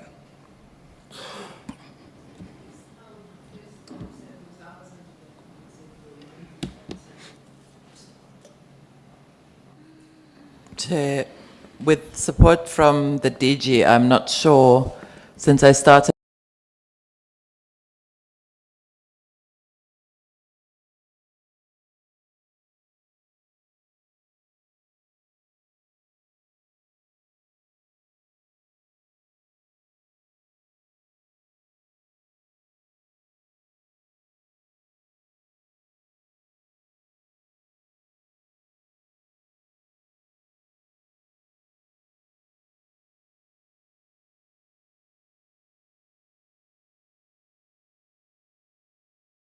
on the 1st of February, we have about anything that has been done before the 1st of Feb. Nothing. Chair, am I allowed to? That's not my response, Chair, but maybe DG can assist if he's aware of any other issues. You're saying you're not aware of what has been done with regard to that since you've joined? Yes. In other words, that's nothing. Since don't know- February, yes. Exactly. Okay. Chair, Well, let's give others. We'll come back All right, for Chair, follow-ups. I'm worried that at the beginning I did say there's a meeting that's sitting here, so No problem, I don't want other members not to ask questions. Honorable Low. No, thank you very much. Let me greet the Deputy Minister, the DG. Chair, time and again when we engage on Wednesday, we'll receive WhatsApps from our people of South Africa. And I'm specifically saying this because there have been a number of concerns with regard to payments in Northern Cape. And there's a lady I want to specify, she's been trying to to indicate that she has issues of payments because of she's losing her house. And those are the issues that need to be dealt with. And I think I want to put it to the CEO to say, can you please look onto the matter so that we can close the report of the Northern Cape with regard to the outstanding payments of all service providers who could have rendered services in accommodating our students and making sure that they give them adequate, safe environments for them to be able to be sheltered in around those particular students' residents. And I'm saying this because she has sent me documentations where she's losing her staff, she's losing her house, she's losing her cars. It's a bit sad for the family because the expectation was to say the government of the people will be responsive and be able to give them access to business opportunities and to grow and be able to prepare the future and assist the department with regard to how they deal with such issues. So I'm raising this as a matter of concern, and I hope it's not only her. There are many of those who are still saying that DM, they are not yet paid. They are running away from providers. They are not getting any other response. But albeit that the CEO has given highlighted the matter to the provincial people who are dealing with NSFAS, but yet there is no adequate response from the NSFAS people that seeks to say that these people are going to be safeguarded with regard to their frustrations. If it be that they were not registered, let it be that they are told and the matter gets closed so that we are able to know how far we are able to progress and deal with critical issues. So I'm raising this because every day, every second the CEO knows I always forward issues of messages that I receive from the lady and other providers, because I can only be able to send, but those with authority, can they be in position to deal with such? And also at Soplike University, the students are a bit concerned that they might be evicted due to unpaid accommodation. There is a similar issue that members have been referring to say that the universities have been given money, but they are not doing as expected in making sure that they release the particular money. The students, the academic progress is affected due to unpaid tuition fees. The students are struggling to survive without meal allowances in Soplike University. And they don't even know when they're going to be paid. They are quite concerned, and they've said that they've raised this issues with me, CEO. They've also raised an important issue with me with regard to the caps, to say in Soplike University, the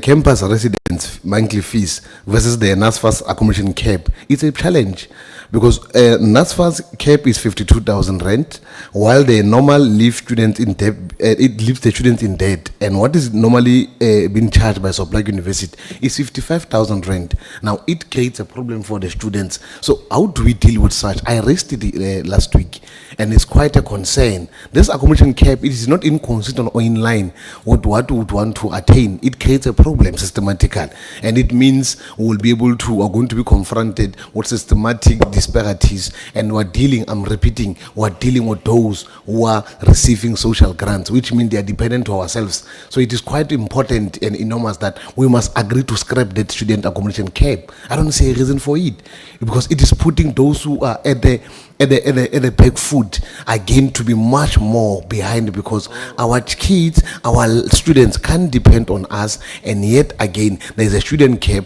that affects them and put them in debt. Can that matter be dealt with, and can we receive a fully fledged report on the student cap, Chairperson? Because we've been raising accommodation student cap, and if you look on to what we have raised earlier with regard to the providers, external and internal, it is mainly confronting the systematic challenges and continuing to make our issues to be very much difficult. So I thought I must address that, and I thought that we would be able to receive a report as to how far we would, what we've presented into the committee. So I'm not going to be long, because it's quite enormous that as we're working together as colleagues, we are able to share time and again issues. I'm going to pose two issues. I'll send my questions. I would want to know, because I've seen this progress with regard to the minister's statement on the state of readiness, where the high demand of STEM programs were about to be dealt with. Given the National Skill Fund is investing over 350 million in the Umsinga TVET Smart Campus pilot, what completion expected by 2027? What plans are in place to replicate or scale similar digital-enabled future-ready institutions across other TVET colleges to strengthen the national skills development? Thanks. NSFAS? Yeah, thanks, Chairperson. I'll respond to the student accommodation one first. We did send a team out to the Northern Cape about a week or so ago to meet with all of the affected landlords and reconcile their accounts. We should have a report by the end of this week, which I'll share with the committee on the Northern Cape matter, as well as a plan. We need to identify a special payment date to settle those ones, but the matter is receiving attention, and we'll make sure that whoever rendered services should be compensated. Equally, we have said that no student can be evicted on the basis of the lease agreement that accommodation providers have signed with us here. If an accommodation provider has a problem, whether with NSFAS or their payments or anything like that, they are duty bound to consult. You don't just get to throw somebody out on the street and, think that's okay. There are laws and regulations in the country, and they are bound by contractual obligations. So we want to give reassurance to the committee that we'll not allow such tendencies to persist, and no student who qualifies for accommodation will be left without. On the issue of the cap, it's a complex matter in that the cap was introduced to manage the budget associated with how NSFAS spends funds on accommodation. Unfortunately, it has had many unintended consequences. I think where we can agree is that you cannot have students who are on a bursary who are graduating with debt. It really does not make any sense here. Yeah. It's a problem because if you are on an NSFAS bursary, you met the terms and conditions of your bursary, which is fulfilling your academic progression. We really can't be allowing these students to graduate with debt. On the other hand, simply lifting the cap, I don't think is an option at this point in time, simply because we don't have the budget to deal with what may come after that there.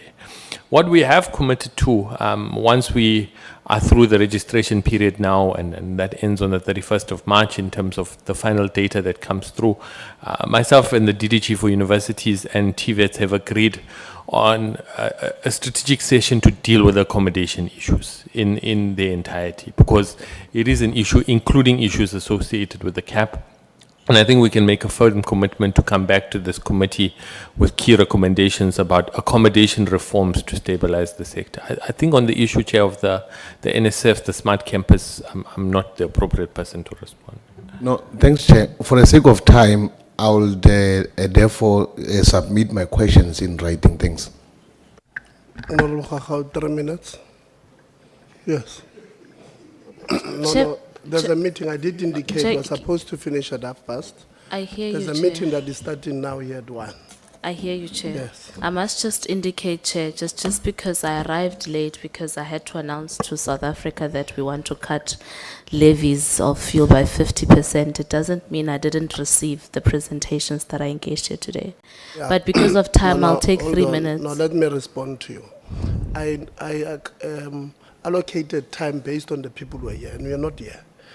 And we allocated time because there's a meeting we did indicate. So fine, if you had indicated that you'll arrive late, we could have allocated you time there or taken time from this member. It's fine, Chair. So I there's a didn't meeting say I that must wasn't sit. coming, but it's fine. 3 So minutes first starts of all, I never thought I would sit to live the day where I'm sitting in a committee of higher education and hear an ANC member say that the accommodation cap of NSFAS is a problem, which is something the Democratic Alliance has said for time, to say you can't have a cap that is universal across institutions when the cost of accommodation across institutions does not follow the same market trends. And so I'm very pleased to hear this sobriety. But Chair, I want to say quickly, Flavius Mareka, CEO Karim, Flavius Mareka in the Free State, we had a situation last week where students were thrown out of their student accommodation beds and houses because you owe their landlords money. You keep reiterating that people can't be thrown out. But the bottom line is, even the kindest of souls, DM, get tired of rendering a service mahala. Because NSFAS promises landlords that they're going to pay them. The reason why they're housing students is because you said you were going to pay them. And then you fail to pay them. And not only are they in trouble with their bond repayments, they're in trouble with municipalities for their rates and taxes, they're in trouble with their body corporates for levies that they must pay. A debt that cannot come out of their pockets because their pockets are empty, because you are not paying what you are supposed to pay for these students. So for me, in the next meeting, because I have 3 minutes and there's no time for you to respond on anything I'm going to say, for you in the next meeting, I would love to have a comprehensive plan on how much do you really owe across the country? How much have you paid so far, which you have given us? But what is your plan to make sure that you at least alleviate the pressure of debt that you have with landlords currently that are not receiving money from NSFAS, who are anxious about what the rest of this academic year is going to look like for them and their income and their business cost altogether. But also for students who are anxious already to say, I was thrown out last week because NSFAS owes me and I have nowhere else to go and sleep. Will I be thrown out again or am I safe? Will I be able to continue with my studies? And next year, will I also still find myself in the same problem where I don't have a house? It's not nice, Deputy Minister Dube. These students, and the Flavius Mareka is not the only institution that exists. There are quite a number of them. Waking up and having to go to school, write tests and submit assessments, and in the middle of that, being thrown out, literally left stranded and homeless. It's not a nice experience. And so it shouldn't happen. Thank you. Now they will respond. Want to thank you, but before I must also indicate that I never thought I'll be in a meeting, sitting in the meeting where a DA member doesn't understand what is universal cap. But we live, to see another day. There's no universal cap at NSFAS. I mean, people know that those who are in, what do you call this thing? Metro, there's a metro rate, there's a non-metro rate, but what can we say? I want to thank you, colleagues. I had too many questions myself. I won't ask them because there's a meeting that's starting now in this venue. I see the chairpersons are already here. We'll write to you members' questions. I know Honorable Souza a follow-up, and I know what kind of a follow-up was coming because we have a tendency of not responding to members asking questions. And when a member asks you, what is the number? It does not need to be qualified. You must say the number is 10 or the number is 15, or I don't have the number, can I provide it in writing? So that we save the members' times. Tomorrow they are going to be accused of being too aggressive because they will stop you when you are responding. And that's not what we want. And then tomorrow, you colleagues will say that these members are too aggressive and I'm allowing them to be. But you're not, every time we make a point that let's do this and that. I want to indicate that so we will ask department, I'll write to you, ask you to commission a forensic at NSFAS for two things. One, you must get as the forensic on how much money was almost literally stolen from SARS by paying directly to these people, to the providers' bank accounts, personal bank accounts instead of business accounts. That is the 60% or so. NSFAS, from 45 billion, you should have received, from 4.5 billion, you should have received 45 million from these providers. I'll write to you so that you inform us. I know how much each owe, then you must give them to us. So having said that, colleagues, I think let's close our meeting. I think we've run outside of time, but I think this is not the last. We might need to have a special meeting or a day to finish this meeting of ours. Thank you very much, colleagues. Thank you very much, members. We'll close that way. No.